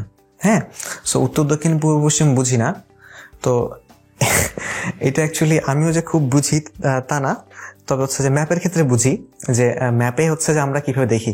হ্যাঁ, ধর হচ্ছে যে এটা খুব মানে খুব রিয়েল লাইফে বোঝা লাগবে না, তুমি নর্মালি প্রত্যেকটা অঙ্কের ক্ষেত্রে একই নিয়ম, যে তুমি উপর দিকে উত্তর বলবা, নিচের দিকে দক্ষিণ বলবা, আর ডানে পূর্ব বামে পশ্চিম, এটা ফিক্সড। ওই যে রাস্তার মধ্যে বলতেছে যে হ্যাঁ এই মসজিদটা কোন দিকে, পশ্চিম দিকে, ওইটা কোন দিকে 10 মিটার উত্তরে যায়, তারপরে আপনি হচ্ছে যে মানে পশ্চিমে যাবেন, মানে ওইসব না বুঝলেও অঙ্ক করে ফেলা যাবে, কোনো প্যারা নাই। কারণ অঙ্কের ক্ষেত্রে আমাদের উত্তর দক্ষিণ পূর্ব পশ্চিম রিয়েল লাইফের মতন চেঞ্জ হতে থাকে না, এটা ফিক্সড। আচ্ছা, এখন অঙ্কটাতে আসি। অঙ্কটা আমাকে কি বলে? অঙ্কটা বলে এখানে 40 কিলোমিটার বেগে পূর্ব দিকে চলমান একটা গাড়ি এই পূর্ব দিকে যাচ্ছিল। ওকে, এখন তোমার হচ্ছে যাই আমরা পূর্ব দিকে গেলাম, এখন উত্তর দিকে চলতে দেখলো একটা ট্রাককে। সো উত্তর দিকে চলতে দেখলো, এখন যেহেতু এ দেখতেছে, তার মানে এরটা নিশ্চয়ই বিয়োগ দেওয়া লাগছে। সো আমি হচ্ছে যে বলতে পারি যে হচ্ছে এটা যেহেতু তোমার আপেক্ষিক বেগটা, তার মানে নিশ্চয়ই এটা আলটিমেটলি বিয়োগ দেওয়া লাগছে। তো এখন এইটার সাথে কিছু একটা এবার যোগ করার পরে এই জিনিসটা আসছে, তাই না? বিয়োগ দেওয়া মানে কি উল্টায় যোগ করা। তো বুঝতে পারতেছো যে এইটার সাথে নিশ্চয়ই এদিকে কিছু একটা ছিল, যেটা যোগ করে তোমার হচ্ছে আলটিমেটলি এই জিনিসটা আসছে। এই ছাতার অঙ্কের ক্ষেত্রে যেরকম করেছি এক্স্যাক্ট ওইরকম আমি আবার চিত্রটা একটু বুঝাই। ধরো যে তুমি, যদি আমি এইভাবে বলতাম যে তুমি হচ্ছে এদিকে যাচ্ছিলা, মানে এই যে এই ট্রাকটা এদিকে যাচ্ছিল, হ্যাঁ ট্রাকটা এদিকে যাচ্ছিল, অ্যান্ড তুমি হচ্ছে এদিকে যাচ্ছিলা 40। সো তুমি কি করতা? তুমি বলতা যে হচ্ছে যে এই ট্রাকটাকে কত বেগে দেখবো, তুমি কি করতা? এদিকে প্রথমে উল্টাই পাশে নিতা, উল্টায় যোগ করতা, যোগ করার পরে কি হইতো, এইবার এইটা আর এটা যোগ করতা, যোগ করে কি হইতো, এরকম কিছু একটা হইতো। সো এটা হচ্ছে 40√3, এটা দেওয়া আছে, অ্যান্ড এটা দেওয়া আছে। তোমাকে চাইছে যে তোমার এই যে ট্রাকটা যাচ্ছিল, এই ট্রাকের প্রকৃত বেগটা কত, আচ্ছা এখানে মানটা চাইছে জাস্ট। আচ্ছা, তো এখন তুমি এখন খুব ইজিলি বের করে ফেলতে পারবা যে কিভাবে করবো এটা। আমরা জানি যে এই ক্ষেত্রে সমীকরণ কথা বলে না, আবার যে এখানে তোমার যে ভি ট্রাক কারের সাপেক্ষে ট্রাকের যে বেগটা, এটা সমান আমরা বলতে পারি ভি ট্রাক মাইনাস ভিসি। এরকম করে বলতে পারি না যে ট্রাককে যে বেগে দেখবে সেটা হচ্ছে কি করতে হবে, ট্রাককে যে বেগে কারটা দেখবে সেটা নিশ্চয়ই কার থেকে বিয়োগ দিয়ে সেটা। তার মানে আমরা ট্রাকের প্রকৃত বেগ সমান কি, মানে যে দেখবে তারটা বিয়োগ। এটাকে আমি জাস্ট অঙ্কে লিখছি, কিচ্ছু করি নাই, ভয় পাওয়ার কোনো কারণ নাই। সো এই জিনিসটা এখান থেকে আমরা কি পাচ্ছি, ভিটিসি প্লাস ভিটি। আচ্ছা, সো এরকম যদি হয় তারপরে তাহলে কি দুটো বেগ বিয়োগ যোগ দিলে হয়ে যাচ্ছে, আমার 40 + 40√3, এটাই অ্যান্সার, রাইট? খুব ইজি না, হচ্ছে না, এটা একটা গ্যাঞ্জাম আছে। সেটা হচ্ছে উপরে কিন্তু ভেক্টর সাইন আছে, এটা ভেক্টরের যোগ, নর্মাল ভাবে যোগ করে দিলে হবে না। সো তোমাকে এটা যোগ মানে কি, এখন তুমি ট্রাকের বেগটা আর এই যে তোমার ভিটিসি আর ভিসির, তোমার নাম কিটার ভিসি, তুমি কি করবা, ভিটিসি আর ভিসি এর তুমি হচ্ছে যে ভেক্টর যোগ করবা। ভেক্টর যোগ কেমনে করে? ভেক্টর যোগ নর্মালি যেভাবে করে, যে তোমার √p² + q² plus 2pq cos α। So এটা হচ্ছে তোমার 40√3² অ্যান্ড তারপরে q² কত, 40² অ্যান্ড cos α কাহিনী নাই। কাহিনী নাই কেন? কারণ হচ্ছে তোমার যে 90 ডিগ্রি, তাই না? যে ভিটিসি আর ভিসি এর মধ্যবর্তী কোণ কত, 90। সো এটা গ্যাঞ্জাম নাই। সো তার মানে এখন বুঝতে পারতেছো যে এই যে 40, এটা তোমার হচ্ছে √3² করলে হবে 3। সো এই যে 40² আর 40², সো তার মানে 4 × 40², 4 এর তাহলে 4 এর রুট করলে হচ্ছে তোমার 2 হবে, আর 40 স্কোয়ারের রুট করলে তো 40 হবে। সো 2 × 40, তার মানে অ্যান্সার হয়ে যাবে 2 × 40, তার মানে অ্যান্সারটা হয়ে যাবে 80। সো প্রকৃত বেগের মান, এই যে প্রকৃত বেগের মানটা কত, মানটা হচ্ছে 80। তো যদি দিকটা বের করতে বলতাম কেমনে করব, তো হচ্ছে এরকম নিজে চিন্তা করে ফেলিও যে দিকটা বের করার জন্য কি করব, যে একই রকম ব্যাপার, যে হচ্ছে আমি যেভাবে করে নর্মাল কোনো ভেক্টরের দিক বের করি সেইভাবে করে এটা করে ফেলবো। এটা তোমার জন্য রেখে দিলাম। ওকে, ছোট একটা ব্রেন টিজার, এখানে আর একটা কাজ দিয়ে দিচ্ছি। ধর হচ্ছে যে ঝড় বৃষ্টি হচ্ছে, গাড়ি হচ্ছে তোমার গাড়িও চলতেছে, তো তখন আপেক্ষিক বেগটা কেমন হবে? অর্থাৎ ঝড় বৃষ্টি যদি হয় তার মানে নিশ্চয়ই তখন আর ব্যাপারটা এমন থাকবে না যে বৃষ্টি এইভাবে পড়তে চাচ্ছিল, লম্বভাবে পড়তে চাচ্ছিল, কিন্তু বাতাস ওকে অলরেডি হচ্ছে বাতাসটাই হচ্ছে তোমার ইয়ে করে ফেলছে, বাঁকায়ে এরকম করে ফেলছে। সো তার মানে এইবার ঘটনাটা কি ঘটবে, অর্থাৎ এবার তোমার হচ্ছে বৃষ্টি এমনি পড়তেছে, তুমি ধরো হচ্ছে এইভাবে যাচ্ছ, সো 6 ধরো 7 কিছু একটা। সো এখন তোমার কাছে বৃষ্টির বেগটা কত মনে হবে? কোনো প্যারা আছে কি? সো তুমি এবারও কি করতে হবে, তোমাকে বিয়োগই করতে হবে। সো বিয়োগ যেহেতু করতে হবে, আর তুমি বিয়োগ করার নিয়ম যেহেতু শিখে গেছো না, যে বিয়োগ করার জন্য কি করতে হয়, বিয়োগ করার জন্য তোমার হচ্ছে যে উল্টায় যোগ করতে হয়। উল্টায় যোগ করলে সূত্রগুলো কিরকম ভাবে চেঞ্জ হয়, যে কোনো কোণ থাকুক না কেন সূত্রগুলো কিরকম ভাবে চেঞ্জ হয় সেটাও শিখে গেছো। ওইসব অ্যাপ্লাই করলে এই ধরনের অঙ্ক তুমি পেয়ে যাবে, কোনো প্যারা নাই। আচ্ছা, একটা এক্সাম্পল দেখো, সেটা হচ্ছে যে অনেক বিল থাকে, শাপলা বিল, এটা হচ্ছে বাংলাদেশের বিভিন্ন জায়গায় আছে। সো এই শাপলা বিলে মানুষ কি করে, নৌকা নিয়ে যে শাপলা তুলতে যায়। আচ্ছা, এই বিলগুলোতে একটা গ্যাঞ্জাম লাগার সম্ভাবনা আছে ভেক্টরের কারণে। কারণ হচ্ছে এই যে তুমি দেখতেছো যে অ্যাকচুয়ালি আসতেছে একদিকে আর দেখে মনে হয় আরেক দিকে, তো এটা কি একটা সমস্যা না? ধর হচ্ছে যে ভেক্টর দিয়ে আমরা তো নর্মালি করে ফেলতেছি, ভালো কথা, কিন্তু মাঝিরা যদি ওরকম ভাবে দেখে যে হচ্ছে যে হ্যাঁ ওইদিকে আসতেছে, এদিক থেকে আসতেছে, আর ওইভাবে প্রিপারেশন নেয়, আর অ্যাকচুয়ালি যায় তারপর ধাক্কা খায়, তাহলে তো সমস্যা। অ্যাকচুয়ালি মাঝিরা অনেক এক্সপিরিয়েন্সড, যার কারণে এই ঘটনাটা ঘটে না। মানে তোমার হচ্ছে ওরা অনেক দিন ধরে নৌকা চালায়, অনেকটা বড় বড় জায়গার জুড়েই তারা হচ্ছে ফাঁকা রেখে ওরা চলে, অ্যান্ড ওরা মোটামুটি আঁচও করতে পারে। সো অ্যাকচুয়ালি যে ভেক্টর দিয়ে হয় এই জিনিসটা হয়তো ওরা জানে না, বাট ওদেরকে জিজ্ঞাসা করবা যে হচ্ছে যে আচ্ছা, তো মানে ওরা যে ওইদিকে আসতেছে তাও আপনি এইদিকে যাচ্ছেন কেন, ওরা দেখবে যে সুন্দরভাবে অ্যান্সার দিয়ে ফেলবে। আচ্ছা, এখন আমরা একটা প্রশ্ন দেখি, সেটা হচ্ছে এখন আমরা বৃষ্টির মধ্যেই আছি, এখন বৃষ্টির মধ্যে যাচ্ছিলাম, এতক্ষণ ধরে তো আমি যাচ্ছিলাম, এখন হচ্ছে যে আমরা একটা কার নিয়ে যাচ্ছি, ভালো কথা, একটা কার নিয়ে যাচ্ছি। এখন ঘটনা হচ্ছে এই কার নিয়ে যাচ্ছি, যাওয়ার পরে আমার হচ্ছে এখন প্রশ্ন হচ্ছে আমার কারের তো তোমার হচ্ছে 2টা জানালা আছে, একটা হচ্ছে 2টা কাচ আছে, একটা সামনের কাচ, একটা পেছনের কাচ। এখন সামনের কাছে যদি ভিজতে চায় তাহলে বৃষ্টিকে পড়তে হবে তোমার হচ্ছে এইভাবে করে, মানে ডিপেন্ড করে অবশ্য তুমি যে কোন দিকে যাচ্ছ। যেমন আমি এখান থেকে বলেছি যে এত বেগে বৃষ্টি উলম্বভাবে পড়ছে এবং আমি কি কোন দিকে যাচ্ছি, পূর্ব থেকে পশ্চিমে, অর্থাৎ পূর্ব থেকে পশ্চিমে যাচ্ছি, অর্থাৎ আমি যাচ্ছি এই পাশে। সো এই কাজ ভেজার জন্য তো এইভাবে বৃষ্টি পড়া লাগবে, ভালো কথা, কিন্তু আমি এই কাজটাকে এখন যেহেতু এই পাশে যাচ্ছি, সো এই কাজটার নাম কি দিচ্ছি, সামনের কাজ। আচ্ছা, সামনের কাজ, অ্যান্ড তোমার এই কাজ ভেজার জন্য বৃষ্টি এইভাবে পড়া লাগবে, সো এই কাজের নাম কি দিচ্ছি আমি, পেছনের কাজ। আচ্ছা, সামনের কাজ আর পেছনের কাজ। আচ্ছা, ভালো কথা। এখন ঘটনা হচ্ছে যে কোন সময় কোন কাজটা ভিজবে। এখন আমার একটা স্টুডেন্ট তোমার ঢাকা ইউনিভার্সিটিতে 25তম হয়েছে, তো সে এখানে একটা সুন্দর প্রশ্ন করছিল যে ভাইয়া কার নিয়ে বেরোলে একটা কাজ ভেজে আর একটা কাজ ভেজে না, এমন তো দেখি নাই, যে 2টা কাজই তো ভেজে, মানে সবসময় ভেজে। এখন আপনি হচ্ছে যে কোন বেগে যাচ্ছেন না যাচ্ছেন এইসব তো আসলে ম্যাটার করে না। সো মানে রিয়েল লাইফে সে যেটা দেখেছে সেটা থেকে বলেছে। সো এটা কেন হয়, তো এই অ্যান্সারও তোমরা হয়তোবা যে এই অঙ্ক করার পরে বের করে ফেলতে পারবা যে আসলে অঙ্ক অনুযায়ী হচ্ছে আমরা এগুলো বললেও রিয়েল লাইফে ওরকম কেন হচ্ছে। আচ্ছা, তো এখন আসল আলাপে আসি, সেটা হচ্ছে যে কখন দুইটা কাজে ভিজবে, কখন কেবল পেছনের কাছে ভিজবে, কখন হচ্ছে কেবল সামনের কাজটা ভিজবে।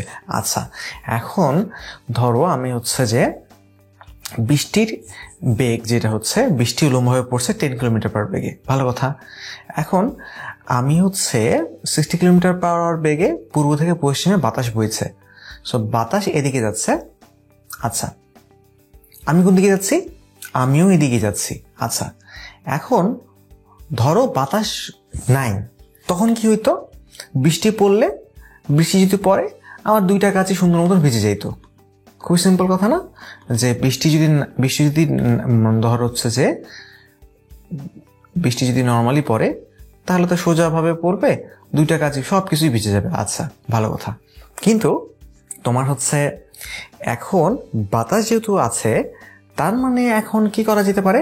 দেখো তো, যে তুমি একদিকে ধরো 60 কিলোমিটার পার আওয়ারে যাচ্ছ। এখন তুমি যদি চাও যে তুমি এমনভাবে যাবা যাতে করে তোমার কাছে মনে হয় যে যে সামনে যে 60 কিলোমিটার পার আওয়ার বেগে তোমার সামনে কেউ যাচ্ছে, তাকে তোমার মনে হবে স্থির। এই জন্য তোমাকে কি করতে হবে?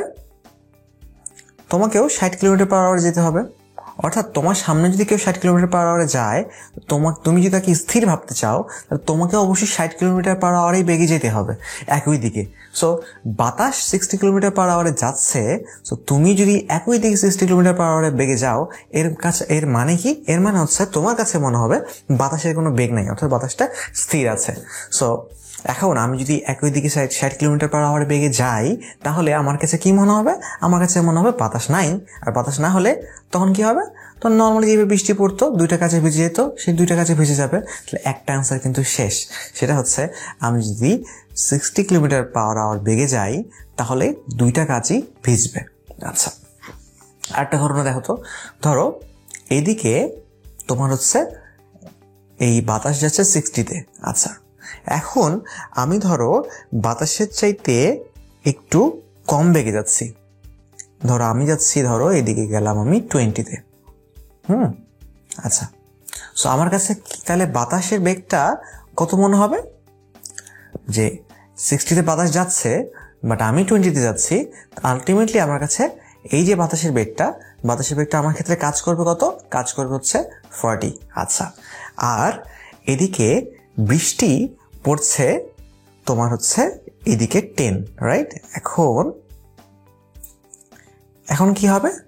এখন যেটা হবে, তাহলে এখন এই দুটার লব্ধি হবে না। অর্থাৎ এই যে এই বৃষ্টির একটা কণা, এই কণাকে বাতাস টানতেছে। হ্যাঁ, বাতাস এদিকে টানতেছিল 60, বাট ওই 60-র মধ্যে 20 তো আমিও আগে গেছি, তাহলে আমার কাছে ওইটা মনে হবে বাতাস টানতেছে 40। এই এতটুকু অংশ হচ্ছে আপেক্ষিক বেগের অংশ। এর পরে থেকে শুরু হচ্ছে লব্ধির অংশ। অর্থাৎ এখানে কিন্তু দুইটা জিনিসই প্রয়োগ করতে হচ্ছে।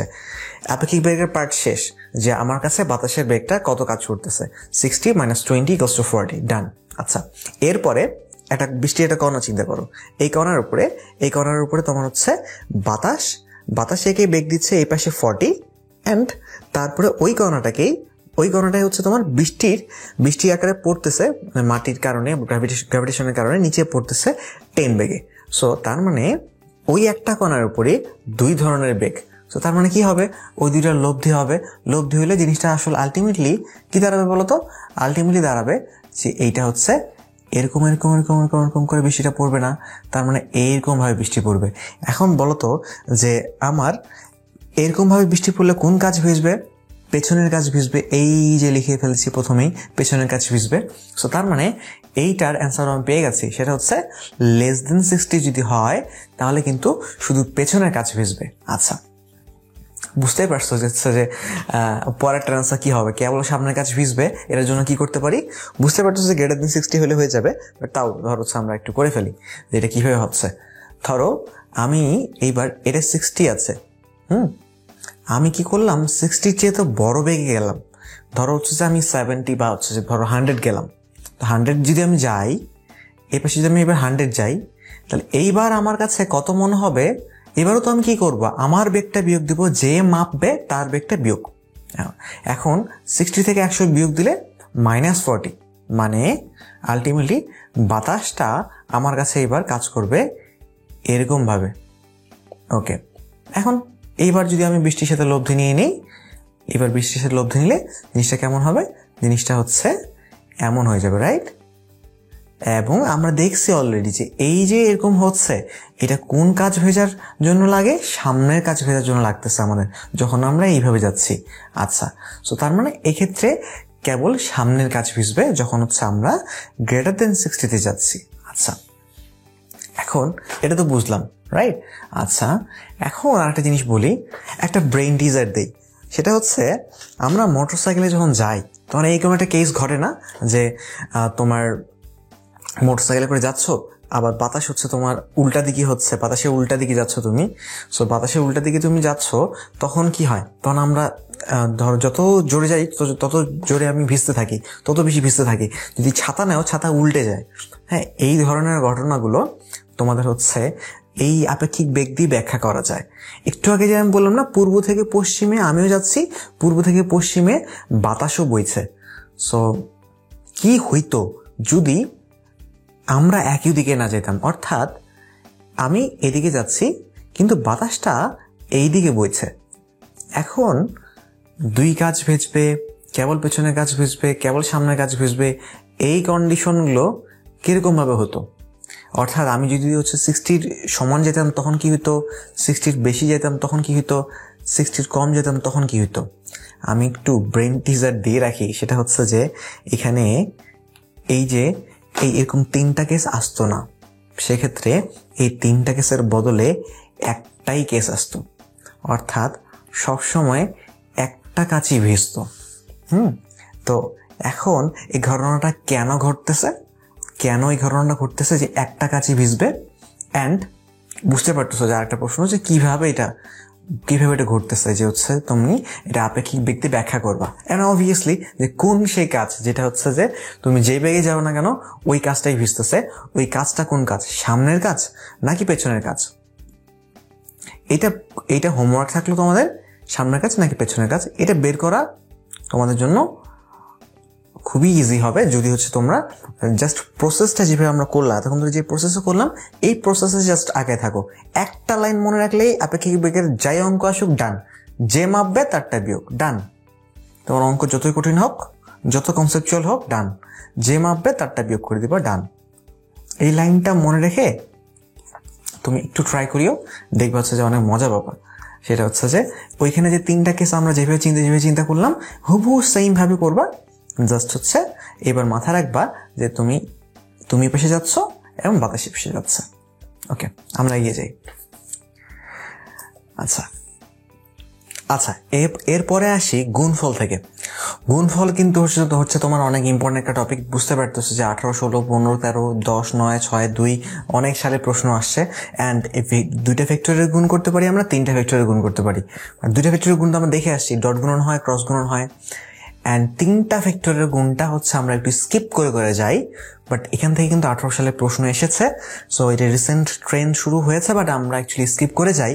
সো এটাতে আমরা একটু ভালো মতো দেখবো। ডট গুণ ক্রস গুণ তোমরা পারোই, এটা জাস্ট আমি হচ্ছে যে ওই যে ছোট ছোট কিছু ট্রিক্স আছে না, ওটা দেখাই দেবো। অ্যান্ড আমি 3টা ফ্যাক্টরের গুণগুলো, এটা যেহেতু তোমরা সবাই স্কিপ করে আসছো, সো এই পার্টটা একটু ভালো আলোচনা করবো। ওকে, 2টা ভেক্টরের ডট গুণন। প্রথমে ডট গুণন হচ্ছে তুমি জানো যদি 2টা ভেক্টর যদি থাকে, ডট গুণন কি হয়? এক্স গুলোর গুণফল, ওয়াই গুলোর গুণফল, জেড গুলোর গুণফল, তারপর যোগ করে দিলা। তারপরে ডট গুণফল 0 হলে, যেহেতু থিটার মান যদি 90 হয়, তখন শুধু সেটা 0 হতে পারে। তার মানে এটা মনে রাখতে পারি আমরা যে লম্ব হওয়ার জন্য ডট গুণন 0 হতে হয়। সো এটাকে শর্টে আমরা লম্বট ওয়ার্ডটা মনে রাখতে পারি। আচ্ছা, অঙ্ক করি একটা। সেটা হচ্ছে পরস্পরের উপর লম্ব এই 2টা ভেক্টর। এখন এক্স এর মান কত? এখন দেখো তোমার এই যোগফলটা হইতে হবে 0, রাইট? যোগফলটা হইতে হবে 0, এই গুণ করে যোগফলটা 0 হইতে হবে। সো আমি নর্মালি গুণ করি 2 আর -2 কত হলো? -4। আচ্ছা, তারপরে এটা বাদ রাখি 1 আর -2, 1 আর -2 গুণ করে কত হলো? -2। তার মানে একটু করে কত হলো? -6। আমার হইতে হবে কত?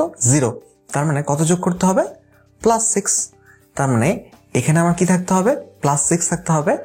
তাহলেই তো তোমার হচ্ছে এই যে এখানে হয়ে গেল এক্স এর মান কত, তো এখানে অ্যাকচুয়ালি এ এর মান কত হবে, সো এখানে এর মান কত হবে 6 হবে, 6 হলে জিনিসটা মিলে যাচ্ছে, 6 একে 6, সো অ্যান্সার হচ্ছে সি, ডান। আচ্ছা, ক্রস গুণফল এটা তোমরা জানো, এটা ভেক্টর দেওয়া আছে, এটা ভেক্টর দেওয়া আছে। ক্রস গুণফল নর্মালি এমন করে করি আমরা, সমস্যা নাই। দুইটা ভেক্টর পরস্পর সমান্তরাল হলে তোমরা জানো যে হচ্ছে তোমার এই যে এক্স উপাংশ, ওয়াই উপাংশ, জেড উপাংশ, এগুলোর অনুপাতগুলো সেম হয়। এই জিনিসটা যদি আমরা জানি তাহলে যে প্রশ্নগুলো আসে, দেখো ডিউতে 6 সালের সালে একটা প্রশ্ন আসছে, সেইটা হচ্ছে আমি করে ফেলতে পারি যে দুইটা ভেক্টর দেওয়া আছে, এই দুইটা ভেক্টর পরস্পর সমান্তরাল হলে এ এর মান কত। আচ্ছা, তো দেখো এই যে এক্স বাই বি এক্স, তাই না, এটার অনুপাত যত, প্রত্যেকটার অনুপাত তত। আচ্ছা, সো দেখো তো এই যে -10 আর 5, এই এখানে -10, এইটা 5-এর সাথে কত গুণ করলে আমি -10 পাই? -2 গুণ করলে, তাই না? আচ্ছা, তার মানে এই -3-এর সাথে কত গুণ করলে আমি 6 পাই? -2 গুণ করলে, অনুপাত যেহেতু সেম, তার মানে এখানে 1 আছে, তো 1-এর সাথে কি গুণ করবো আমি? -2 গুণ করবো। তাহলে এর মান কত? এর মান হচ্ছে 1-এর সাথে -2 গুণ করলে যা হয়, 1-এর সাথে -2 গুণ করলে কি হয়? 1-এর সাথে -2 গুণ করলে -2 হয়। খুব সিম্পল কথা। আচ্ছা, এরপরে আছে ক্রস গুণফলের কিছু প্রয়োগ আছে। যেমন আমরা ক্ষেত্রফল তো জানি যে ক্রস গুণফলের ক্ষেত্রে আমরা তো জানি ক্রস গুণফল হচ্ছে a ক্রস b সমান, তো জানতেছি হচ্ছে আমরা a b sin থিটা। আচ্ছা, এখন আমরা জানি হচ্ছে যে যদি a হয়, এটা যদি b হয়, সো এখন এটা যদি থিটা হয়, সো দেখো এটা যদি সামান্তরিক বলতে পারি আমরা, তো b sin থিটা মানে কি? এই লম্বটা না, b sin থিটা, এটা যে বিটা থিটা, তো বি সাইন থিটা বলতে এই লম্বটা জানি, বি কস থিটা মানে হচ্ছে এই ভূমিটা। সো এই লম্বটাই কি এই সামান্তরিক উচ্চতা না? তাহলে এ হচ্ছে তোমার ভূমি আর বি সাইন থিটা হচ্ছে উচ্চতা, তার মানে এ বি সাইন থিটা মানে কি? এ বি সাইন থিটা মানে হচ্ছে তোমার ক্ষেত্রফল, ভূমি ইন্টু উচ্চতা, তার মানে ক্ষেত্রফল। সো তার মানে এখান থেকে আমি পেয়ে যাচ্ছি সামান্তরিকের ক্ষেত্রফল নর্মাল যদি ক্রস গুণ করি। আচ্ছা, এটা তো পাচ্ছি, ভালো কথা। এখানে আর একটা জিনিস, সেটা হচ্ছে যে আমরা যোগ বিয়োগ শেখার সময় হয়তো দেখেছি, সেটা হচ্ছে দুইটা ভেক্টর যদি যোগ করি, আমি যোগ করলে কি পাওয়া যায় বলতো? এটা যদি এ হয়, এটা যদি বি হয়, যোগ করলে পাই হচ্ছে আমরা এই ভেক্টরটা। এই ভেক্টরটাকে কি বলবো? এই ভেক্টরটাকে বলবো হচ্ছে আমি এই যে দুইটা ভেক্টর আছে, এই দুইটা ভেক্টরের যোগফল এবং হচ্ছে এই সামান্তরিকটা একটা কর্ণ। আচ্ছা, সামান্তরিকটা একটা কর্ণ a প্লাস বি। আচ্ছা, এখন আবার a মাইনাস বি শিখছি না আমি। মাইনাস বি মানে কি? উল্টায় যোগ করা, উল্টায়, এটা উল্টাইলাম, উল্টা এখন আমি যোগ করছি, যোগ করলে এটা পাচ্ছি। এবার দেখো তো এটাকে কি বলতে পারি? এটাকে আমি বলতে পারি না যে এইটা হচ্ছে তোমার, এটা হচ্ছে তোমার এই যে এই কর্ণটা, অর্থাৎ সামান্তরিকের যোগ করলে একটা কর্ণ পাওয়া যায়, যোগ করলে একটা কর্ণ, বিয়োগ করলে আর একটা কর্ণ পাওয়া যায়। আচ্ছা, এই জিনিসটা আমাদের কাজে লাগে রম্বসের ক্ষেত্রফল বের করার সময়। ধরো আমাকে বলে দিয়েছে যে রম্বসের কর্ণ দুটো দেওয়া আছে, রম্বসের কর্ণ দুটো দেওয়া আছে, রম্বস তো একটা সামান্তরিক, তার মানে আমরা বলতে পারি কর্ণ যদি ধরো পি কিউ হয়, তো পি সমান হচ্ছে তাহলে এ প্লাস বি হবে, অ্যান্ড সবগুলোই ভেক্টর, আমি সাইন দিতে ভুলে গেলে ধরে নিও আর কি। কিউ হচ্ছে তোমার এ মাইনাস বি। সো এখন কি হচ্ছে এ মাইনাস বি। সো এখন কথা হচ্ছে যে তাহলে আমি এ সমান কি বলতে পারি? বুঝতে পারতেছো যে এখানে যোগ করে 2 ভাগ দিলে একটা পেয়ে যাবো, বিয়োগ করে 2 ভাগ দিলে একটা পেয়ে যাবো। So half P plus Q, and B সমান বলতে পারি হচ্ছে আমি হাফ পি মাইনাস কিউ। এখন এরপরে তোমার হচ্ছে যে আমি এখন এ ক্রস বি যদি করি, করলে তুমি জানো এই যে দুটো গুণ করে দাও, হাফ ইন্টু হাফ, তারপরে তোমার হচ্ছে হাফ হাফ কমন নিয়ে নিলাম, এটা কি হয়ে যাবে? P cross P. P cross P মানে কি বলতো? পি ক্রস পি মানে হচ্ছে তোমার দুইটা ভেক্টরের সাইন থিটা, থিটা হচ্ছে 0, তার মানে পি ক্রস পি হচ্ছে 0। লিখি এটা p cross p minus p cross q, আর হচ্ছে এখানে এরপরে গুণ করে দিচ্ছি কিউ দিয়ে, কিউ ক্রস পি মাইনাস তোমার হচ্ছে কিউ ক্রস কিউ। তো কিউ ক্রস কিউ এটা 0 হয়ে যাবে, কাটালাম। পি ক্রস পি এটা 0 হয়ে যাবে। So minus P Q, and হচ্ছে যে মাইনাস এই যে কিউ ক্রস পি কে আমি লিখতে পারি হচ্ছে তোমার, চাইলে যে কেউটাকে উল্টায় দিতে পারো, যে তুমি তোমার ইচ্ছা হয় পি ক্রস কিউ, এটাকেও তুমি পি ক্রস কিউ লিখে ফেলতে পারো, মাইনাস, সেক্ষেত্রে একটা সামনে একটা মাইনাস চলে আসবে। তোমরা আলটিমেটলি এটাকে দিতে যাচ্ছে 2 পি কিউ আসতেছে, অ্যান্ড 2p ক্রস কিউ আসতেছে, সামনে একটা মাইনাস আসতেছে, বাট আমরা থাকলে মডুলাস মানটা নিচ্ছি, মাইনাস নিয়ে আমরা ম্যাটার করতেছি না। তো সেই 2 এর সাথে আবার হাফ তোমার হচ্ছে যে এটা ছিল হচ্ছে তোমার 1/4 into 2p cross Q, and এটা আলটিমেটলি চলে আসতেছে হাফ p ক্রস কিউ। তো এই জায়গাটা তুমি বুঝতে পারতেছো যে তোমার এখানে এই রম্বসের ক্ষেত্রে ক্ষেত্রফল আমরা কি বের করলাম, এখানে জাস্ট একটা হাফ চলে আসতেছে। কেমনে আসতেছে বুঝতে পারতেছো, এই যে কর্ণ হওয়ার থেকে জিনিসটা আসতেছে। আচ্ছা, তো এটা অ্যাকচুয়ালি এই যে কর্ণ, এটা অ্যাকচুয়ালি আরো সুন্দর সুন্দর প্রয়োগ আছে, তোমাদেরকে যদি দেখাই সেটা হচ্ছে তোমার আমাদের কাজে লাগবে পরবর্তীতে, যখন আমরা কোণ টোন বের করবো না তখন কাজে লাগবে। সো সামনের লেকচারে আমরা এটা করব, তখন এটা মাথায় রাখিও যে কর্ণ যোগ করলে একটা পাই কর্ণ, বিয়োগ করলে একটা কর্ণ পাই। আচ্ছা, এখানে দেখো যে এ একটা ভেক্টর, বি একটা ভেক্টর, এ ক্রস বি বের করতে বলছে। সো আমরা যেটা হয় অনেক সময়, আচ্ছা এখানে একটা ছন্দ লিখে রাখছি, যা দেখছো তা না, সব দেখা জানা না, দেখছি ম্যাথ ভিতরে কিন্তু ছোট একটা কনসেপ্ট আছে, সেটা হচ্ছে এটা অনেক ঢাকা ইউনিভার্সিটির প্রচুর ম্যাথ এটা থাকে যে তোমার দেখেই ম্যাথ করতে ইচ্ছা করবে, অ্যান্ড অ্যাকচুয়ালি ম্যাথ করে করাও যায়, কিন্তু অ্যাকচুয়ালি এটা নর্মালি কনসেপ্ট দিয়ে করে ফেলা যায়। দেখো তো একটা ভেক্টর দেওয়া আছে অ্যান্ড আরেকটা ভেক্টর দেওয়া আছে। এখন আমাকে যে ক্রস গুণফলটা বের করতে বলছে, একটা ভেক্টর ধরো এটাকে যদি আমি স্কেলিং করি, মানে ধরো 2 গুণ করি বা 3 গুণ করি, তাহলে একটা ভেক্টর পাই। সেটা কি হবে, সেটা জাস্ট মানটা বেড়ে যায়। ধরো যে এটা ছিল তোমার এই পাশে 2, এ পাশে 2, তো 2 মিলে এই পয়েন্টটা পেয়েছি আমি। আর এটা যদি আমি 2 দ্বারা গুণ করি তাহলে কি হয়ে যাবে, 4 হয়ে যাবে। তো সেক্ষেত্রে তোমার হচ্ছে জাস্ট এটা এই দিক সব একই থাকবে, জাস্ট এটা একটু বড় হয়ে যাবে। স্কেলিং করা মানে তো এটা, তো এইটা একটা ভেক্টর হয়, এটাকে যদি আমি 2 দ্বারা গুণ করি তাহলে তো জাস্ট স্কেল হবে, কিন্তু এটা কি কোনো ক্ষেত্রফল তৈরি করবে? ক্ষেত্রফল তৈরি করার জন্য কি করতে হয়, ক্ষেত্রফল তৈরি করার জন্য তুমি যদি একই সরলরেখায় থাকো তাহলে কেমনে ক্ষেত্রফল তৈরি করবে? সো বুঝতে পারতেছো যেখানে কোনো ক্ষেত্রফলই তৈরি হবে না। জিওমেট্রিক্যাল চিন্তা করলে না ভেক্টরের অনেক অঙ্ক অনেক ইজি হয়ে যায়। সো এখানে আনসার হবে 0। এই জিনিসটা সামনে আরো কাজে লাগবে, জিওমেট্রিক্যাল চিন্তাটা। আচ্ছা, এবার 3টা ভেক্টরের গুণ দেখবো। 3টা ভেক্টরের গুণের ক্ষেত্রে কি হবে, যে এটা ঢাকা ইউনিভার্সিটিতে আসে, আমরা বললাম যে এটা অলরেডি আমরা অনেক সময় স্কিপ করে যাই, সো এই পয়েন্টে স্কিপ করবো না। দেখো 3টা ভেক্টরের গুণের ক্ষেত্রে এখানে বলেছে যে যাদের মান যথাক্রমে 4, 3, 5, 3টা ভেক্টরের মান 4, 3, 5 এবং যোগ করলে 0 হয়। এখান থেকে একটা লাইন বোঝার বিষয় আছে, যোগ করলে 0 কখন হয় বলতো? আমরা একদম শুরুতে বলেছিলাম যে যোগ করলে এই যে তুমি এখান থেকে এখানে গেলা, এখান থেকে এখানে গেলা, অ্যান্ড আবার চলে আসলে এখান থেকে এখানে, তখন না 0 হয়। সো তার মানে এগুলো অবশ্যই একই ক্রমে থাকলেই জিনিসটা 0 হয়, একই ক্রমে থাকা লাগে। সো তার মানে কি বলতো, তার মানে হচ্ছে আমার এখানে এটা যদি 4 হয়, এরপরে 3, এখানে আরো কিছু বোঝার বিষয় আছে। ওই যে তোমাকে বললাম যে ছোট ছোট কিছু জিনিস ক্যালকুলেশনের ক্ষেত্রে কাজে লাগবে ঢাকা ইউনিভার্সিটিতে। 3, 4, 5 না, 3, 4, 5 যদি বোঝো, 3, 4, 5 কি বলতো, এটা পিথাগোরিয়ান ট্রিপলেট না। সো তুমি বুঝতে পারছো এখানে অ্যাঙ্গেলটা কি, অ্যাঙ্গেলটা হচ্ছে তোমার আবার 90 ডিগ্রি অ্যাঙ্গেল। সো এই 3, 4, 5 দেখে বুঝে ফেললে সমকোণী ত্রিভুজ বুঝে ফেললা। সো 3, 4, 5, সো তুমি লিখছো প্রথমে 4 তারপর 3, এরপরে তুমি দেখছো যে এটা 5। ওকে, এখন বলছে সি ক্রস এ ক্রস বি। আচ্ছা, করে ফেলি, প্যারা নাই। যে প্রথমে তোমার এই 4, 3, তো এখানে 4 লিখলাম, 3 লিখলাম, এ বি হয়ে গেল সাইন থিটা। সাইন 90 দিয়েছে, কারণ কোণ তো 90, তো 90 হলে তো কোনো কোণের প্যারা নাই, 4 × 3 হয়ে গেল। আচ্ছা, এবার সিটা কি করব, এটার মান তো হয়ে গেল, এটার মান পেয়ে গেলাম 4, 3, 12, কিন্তু এই 12 তো মান পাইলাম, কিন্তু ক্ষেত্রফলে একটা দিক আছে না, দিকটা কোন দিকে আমরা জানি হচ্ছে এটার সাথে এই তলের সাথে লম্ব দিকে।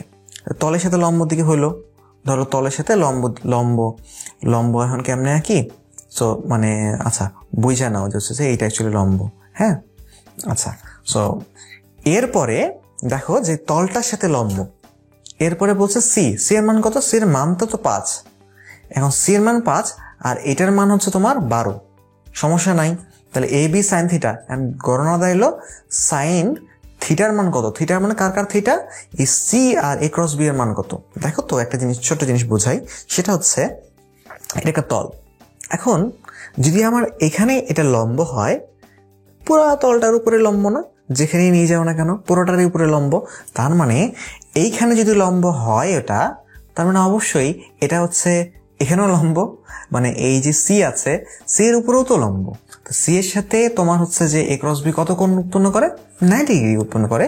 সো 5 × 12, তার মানে হচ্ছে 60। দেখছো, এটা ফুল অফ কনসেপ্ট, পুরোটাই কিন্তু কনসেপচুয়াল। সো মানে তুমি যদি জাস্ট এই 3, 4, 5 ওই যে ছোট ছোট জিনিসগুলো শিখেছি, ওই জিনিসগুলো এক হয়ে অঙ্কটা করতে হচ্ছে। আচ্ছা, এখন তো এই জিনিসটা আমরা হচ্ছে ম্যাথমেটিক্সে এই যে 3টা ভেক্টরের গুণটা ম্যাথমেটিক্সে কিন্তু করে আসছি, হ্যাঁ, ট্রিপল প্রোডাক্ট নামে। তো ওই জায়গাটা থেকেও এখানে জাস্ট ক্রস না হয়ে, ক্রস দিয়ে অলরেডি প্রশ্ন আসছে, ডট দিয়ে আসলে কি হবে? ডট দিয়ে আসলে তোমরা জানো যে তোমরা একটা বড় সূত্র শিখছো, যে তোমার ট্রিপল প্রোডাক্টের সূত্র ম্যাথে করা আছে, বাট ওই সূত্র দিয়ে করতে গেলে তো অঙ্কগুলো বিশাল বিশাল হয়ে যায়। আচ্ছা, 3টা ভেক্টরের গুণফলের একটা প্রয়োগ আছে, এই সুন্দর একটা প্রয়োগ আছে। সেটা হচ্ছে যে তোমার, আমরা যদি একটু দেখি, ধরো একটা, এটা হচ্ছে দৈর্ঘ্য দেওয়া আছে, সামহাও দৈর্ঘ্য হচ্ছে 3, ভালো কথা। এরপরে এর সাথে ধরো হচ্ছে, আমি ওই আগের অঙ্কটা একটু ভিন্নভাবে দেওয়ার চেষ্টা করতেছি। ধরো এটা 4, এটা তোমার প্রস্থ। আচ্ছা, এটা ধরো লম্বভাবে আছে, তার মানে এবার ক্ষেত্রফলটা কত? ক্ষেত্রফলটা হচ্ছে 3, 4, 12, এটাতে প্যারা নাই, সাইন থিটা হচ্ছে তোমার 90, সমস্যা নাই। এবার কিন্তু ক্ষেত্রফলের দিক কোন দিকে? ক্ষেত্রফল দিক হচ্ছে তোমার লম্ব দিকে। ক্ষেত্রফলের যে দিকটা, মানে এ ক্রস বি, তোমার হচ্ছে এ ক্রস বি, এইটার এই যে এ ক্রস বি দৈর্ঘ্য ইন্টু প্রস্থ, এইটার দিকটা, এ ক্রস বি এর দিকটা কোন দিকে? লম্ব দিকে, তলের সাথে। অ্যান্ড এই যে এটা যদি একটা ঘনবস্তু হয়, তাহলে এটার উচ্চতার কোন দিকে? উচ্চতা তো লম্ব দিকেই। ধরো হচ্ছে যে কোন একটা ঘনবস্তু, কেমনে বলি, চিত্র আঁকা যায় মানে 2D-তে 3Dর মতন করে। সো দেখো যে এইখানে যে এই তলটার ক্ষেত্রফলের দিক কোন দিকে? ক্ষেত্রফলের দিক হচ্ছে এই যে লম্ব দিকে। অ্যান্ড এই লম্ব দিকে এই জিনিসটা, এইটাই কি উচ্চতা না? তার মানে উচ্চতা এবং ক্ষেত্রফলের দিকের মধ্যবর্তী কোণ কত? 0, দুটাই লম্ব দিকে। এটা একটা ক্ষেত্রফল, এই ক্ষেত্রফলের দিক হচ্ছে লম্ব দিকে, অ্যান্ড আবার উচ্চতা হচ্ছে এদিকেই, তাহলে দুটার মধ্যবর্তী কোণ কত? 0। সো এখন আমি যদি এখন বলি যে এ ক্রস বি গেল C dot A cross B, এখন এখানে ডট গুণফল দিয়েছি, হ্যাঁ, মানে দুইটা আগে ছিল, 3টাতে ছিল, এখানে দেখো এখানে ছিল ক্রস গুণফল 3টাতেই। এখানে আমি যদি ডট গুণফল দেই, ডট গুণফল দিলে কি হয়ে যাচ্ছে এটা বলতো? এটা আয়তন নির্দেশ করতেছে না, কারণ হচ্ছে এখন এই যে সি 0 যদি হয়, যদি সি আর এ ক্রস বি এর মধ্যবর্তী জিনিসটা যদি 0 হয়, তার মানে কি হচ্ছে? তার মানে বুঝতে পারতেছে হচ্ছে যে cos 0 মানে হচ্ছে 1, তার মানে জিনিসটা সিম্পলি হয়ে যাবে, সেটা হচ্ছে এই ক্ষেত্রফল ইন্টু উচ্চতা। সি হচ্ছে উচ্চতা আর এ ক্রস বি হচ্ছে তোমার ক্ষেত্রফল। সো ক্ষেত্রফল ইন্টু উচ্চতা কি?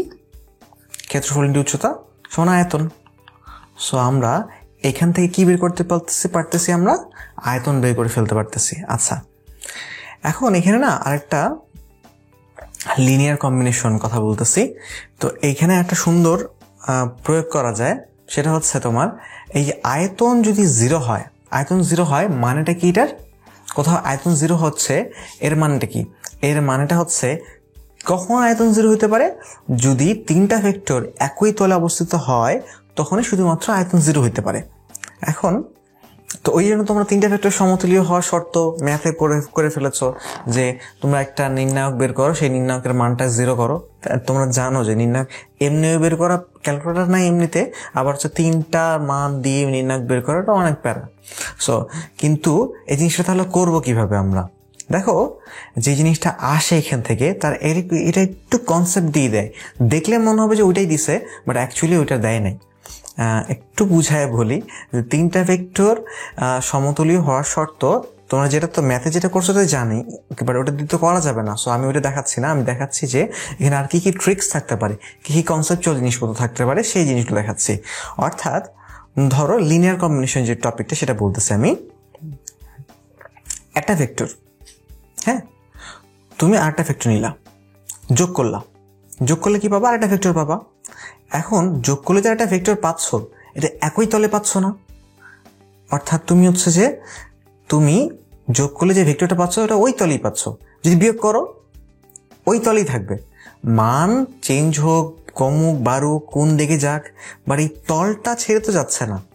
তোমার হচ্ছে যে এই পুরো ভেক্টরের যে লব্ধিটা আছে এটা এই তলেই থাকতেছে। আচ্ছা, এখন ঘটনা হচ্ছে যে তার মানে যদি আমি তিনটা ভেক্টর দেখি আমার প্রশ্নে, যে তিনটা ভেক্টরের তোমার হচ্ছে আমাকে যে করতে হবে, তোমার হচ্ছে যে ট্রিপল প্রোডাক্ট করতে হবে, অর্থাৎ A dot B cross C এইসব করতে হবে।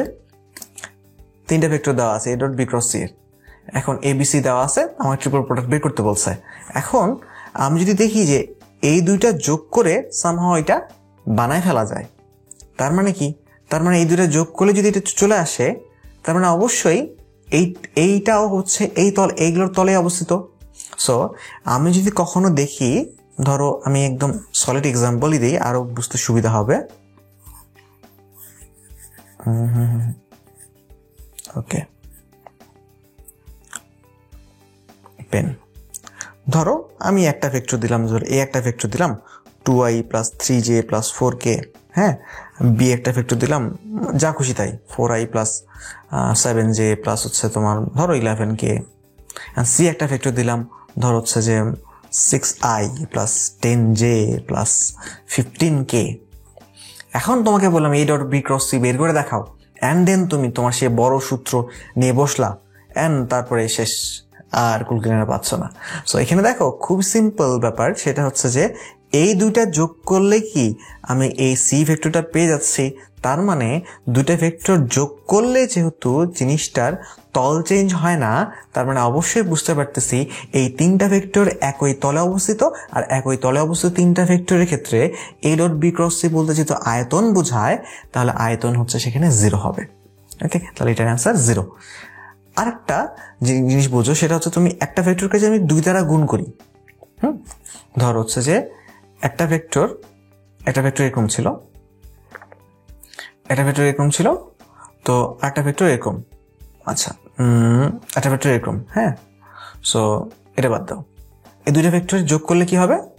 এই পাশে কোনো একটা ভেক্টর পাবো, একই তলে পাচ্ছি। ধরো আমার ইচ্ছা হইলো এই ভেক্টরটাতে যোগ করবো না, আমি এই ভেক্টরটাকে সামথিং 2 গুণ করে দিব, 2 গুণ করে দিলাম। এই ভেক্টরটাকে আমি 3 গুণ করে দিলাম, ওকে 3x, তো 3 গুণ করে দিলাম। তো তাতে এখন হচ্ছে যে যোগফলটা কি হবে? যোগফলটা এখন তোমার বুঝতেই পারতেছো যে যোগফলটা এখন হচ্ছে যে তলকে চেঞ্জ করবে, যোগফলের মানটা চেঞ্জ হইতে পারে, হ্যাঁ, আগে যেটুকু ছিল তার চেয়ে একটু বেশি বড় হইলো, সমস্যা নাই, কিন্তু যোগফলটা কি অন্য তলে চলে যাবে? সেটা তো কোনো সম্ভাবনা নাই। তার মানে দুইটা ভেক্টরকে যদি আমি কোনো ইচ্ছামতো সংখ্যা দ্বারা গুণ করি, গুণ টুন করে তারপর যদি যোগ বা বিয়োগ করি, তাতেও তলটা চেঞ্জ হয় না। তার মানে একটা ভেক্টর সি, এটাকে যদি আমি এ বা বি ভেক্টরের ডিরেক্ট যোগফল আকারে লিখতে পারি, বা সামথিং কোনো কিছু গুণ করে স্কেল করে কোনো কিছু দ্বারা যদি যোগফল আকারে লিখতে পারি, তখন আমি বলতে পারি এই ভেক্টরটাকে আমি এই ভেক্টর দুইটার মাধ্যমে লিখতে পারতেছি। তাহলে এটার লিনিয়ারলি কোনো একটা কম্বিনেশন করে আমি হচ্ছে এটাকে লিখতে পারতেছি। তার মানে অবশ্যই এখানে একটু কিছু টার্ম আছে, পরে এসব জানবা, হচ্ছে যে এটাকে বলা হয় মানে, আচ্ছা, লিনিয়ারলি ডিপেন্ডেন্ট ভেক্টরস। সো এই জিনিসটা না বুঝলেও চলবে, জাস্ট এতটুকু তোমাদের তোমাদের লেভেল থেকে এতটুকু বুঝলে আপাতত চলবে যে এখানে তিনটা ভেক্টর একই তলে অবস্থিত, কারণ যোগ বিয়োগ করে আমি হচ্ছে যে জিনিসটা পেয়ে যাচ্ছি। সো এই জিনিস কেন পড়াইলাম? কারণ এই জিনিস আসে, হ্যাঁ, এই জিনিস আসে। তিনটা ভেক্টর অলরেডি ঢাকা ইউনিভার্সিটিতে আসা শুরু করেছে, তিনটা ভেক্টরের এই লিনিয়ার কম্বিনেশনের ব্যাপারটা এটা অলরেডি চলে আসছে অন্য ইউনিভার্সিটিতে। দেখো যে আমি সিইউতে চলে আসি, ঢাকা ইউনিভার্সিটি এটা সংকেত দিয়েছে। সো তার মানে আচ্ছা, সিইউতে যে কোশ্চেনটা সলভ করা যায় এটা দেখাই দিচ্ছি তোমাকে। সেটা হচ্ছে তুমি দেখো যে কোশ্চেনটা আসছে এটা আই, এটা হচ্ছে জে প্লাস কে, এটা হচ্ছে তোমার আই প্লাস জে প্লাস কে। তার মানে কি এই দুইটা ভেক্টর যোগ করলে এই ভেক্টরটা পেয়ে যাচ্ছ, এই দুইটা ভেক্টর যোগ করলে যদি এই ভেক্টরটা পেয়ে যাও, তার মানে এইটা ভেক্টর অবশ্যই এই এই এ আর বি এর তলে অবস্থিত। তার মানে আয়তন বলতে এটার কি আয়তন না, এটা বি ক্রস সি মানে আয়তন। দেখো এইসব কিচ্ছু কথা এখানে লেখা নাই, এখানে একটা অঙ্ক দেওয়া আছে, বাট আমরা অঙ্কের ধারে কাছেও যাচ্ছি না, আমরা সবকিছু কনসেপ্ট করে ফেলতেছি। এটা আয়তন, সো আয়তনটা 0 হবে। ডান। আরেকটা জিনিস দেখে ফেলি, ধর হচ্ছে যে a dot B cross c, এটা কি আয়তন। আচ্ছা, and b dot x c cross a, এটা কি আয়তন। আচ্ছা, এখন এটা সমান যদি এ হয়, এটা সমান যদি বি হয়, তাহলে এই দুইটা সমান নাকি বড় নাকি ছোট নাকি কি, ঘটনাটা কি? এখন তো এখানে দেখো একটা জিনিস খুব ইজিলি বুঝতে পারবা, দৈর্ঘ্য প্রস্থ উচ্চতা। তুমি যদি এ এর নাম দেওয়া যদি দৈর্ঘ্য, বি প্রস্থ, তো সি হচ্ছে উচ্চতা। এখন তো এর মান যদি দিয়ে দাও 3 4 5, হ্যাঁ, প্রস্থ উচ্চতা, হ্যাঁ, এরপরে এখন আমি 3 × 4 × 5 করি তাও 60 আসবে, আমি যদি 4 × 3 × 5 করি তাও কত আসবে? এবার কি 70 আসবে? 60 তো আসবে। সো তার মানে তুমি হচ্ছে যে এটাকে B cross C dot A করতেছো নাকি C cross A dot B করতেছো, ম্যাটার করে না। অর্থাৎ হচ্ছে যে দুইটাই কি, দুই ক্ষেত্রে তোমার আয়তনের যে মানটা আছে, আয়তনের মানটা অবশ্যই দুই ক্ষেত্রে সেম হবে। সো বুঝতে পারতেছো যে আমরা কনসেপচুয়ালি চিন্তা করলে এই জিনিসগুলো কতটা ইজি হয়ে যায়।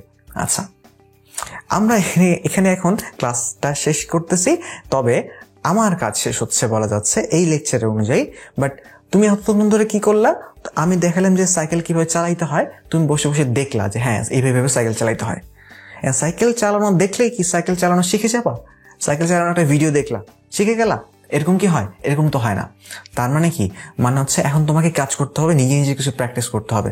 অ্যান্ড এই প্র্যাকটিসগুলো আবার ওই যে বললাম, তুমি যে ভুলটা করতে পারো, দেখা শুরু করতে পারো, অ্যান্ড তুমি পড়া শুরু প্রচুর পড়তে পারো, বাট প্রিসাইসলি না পড়তে পারো।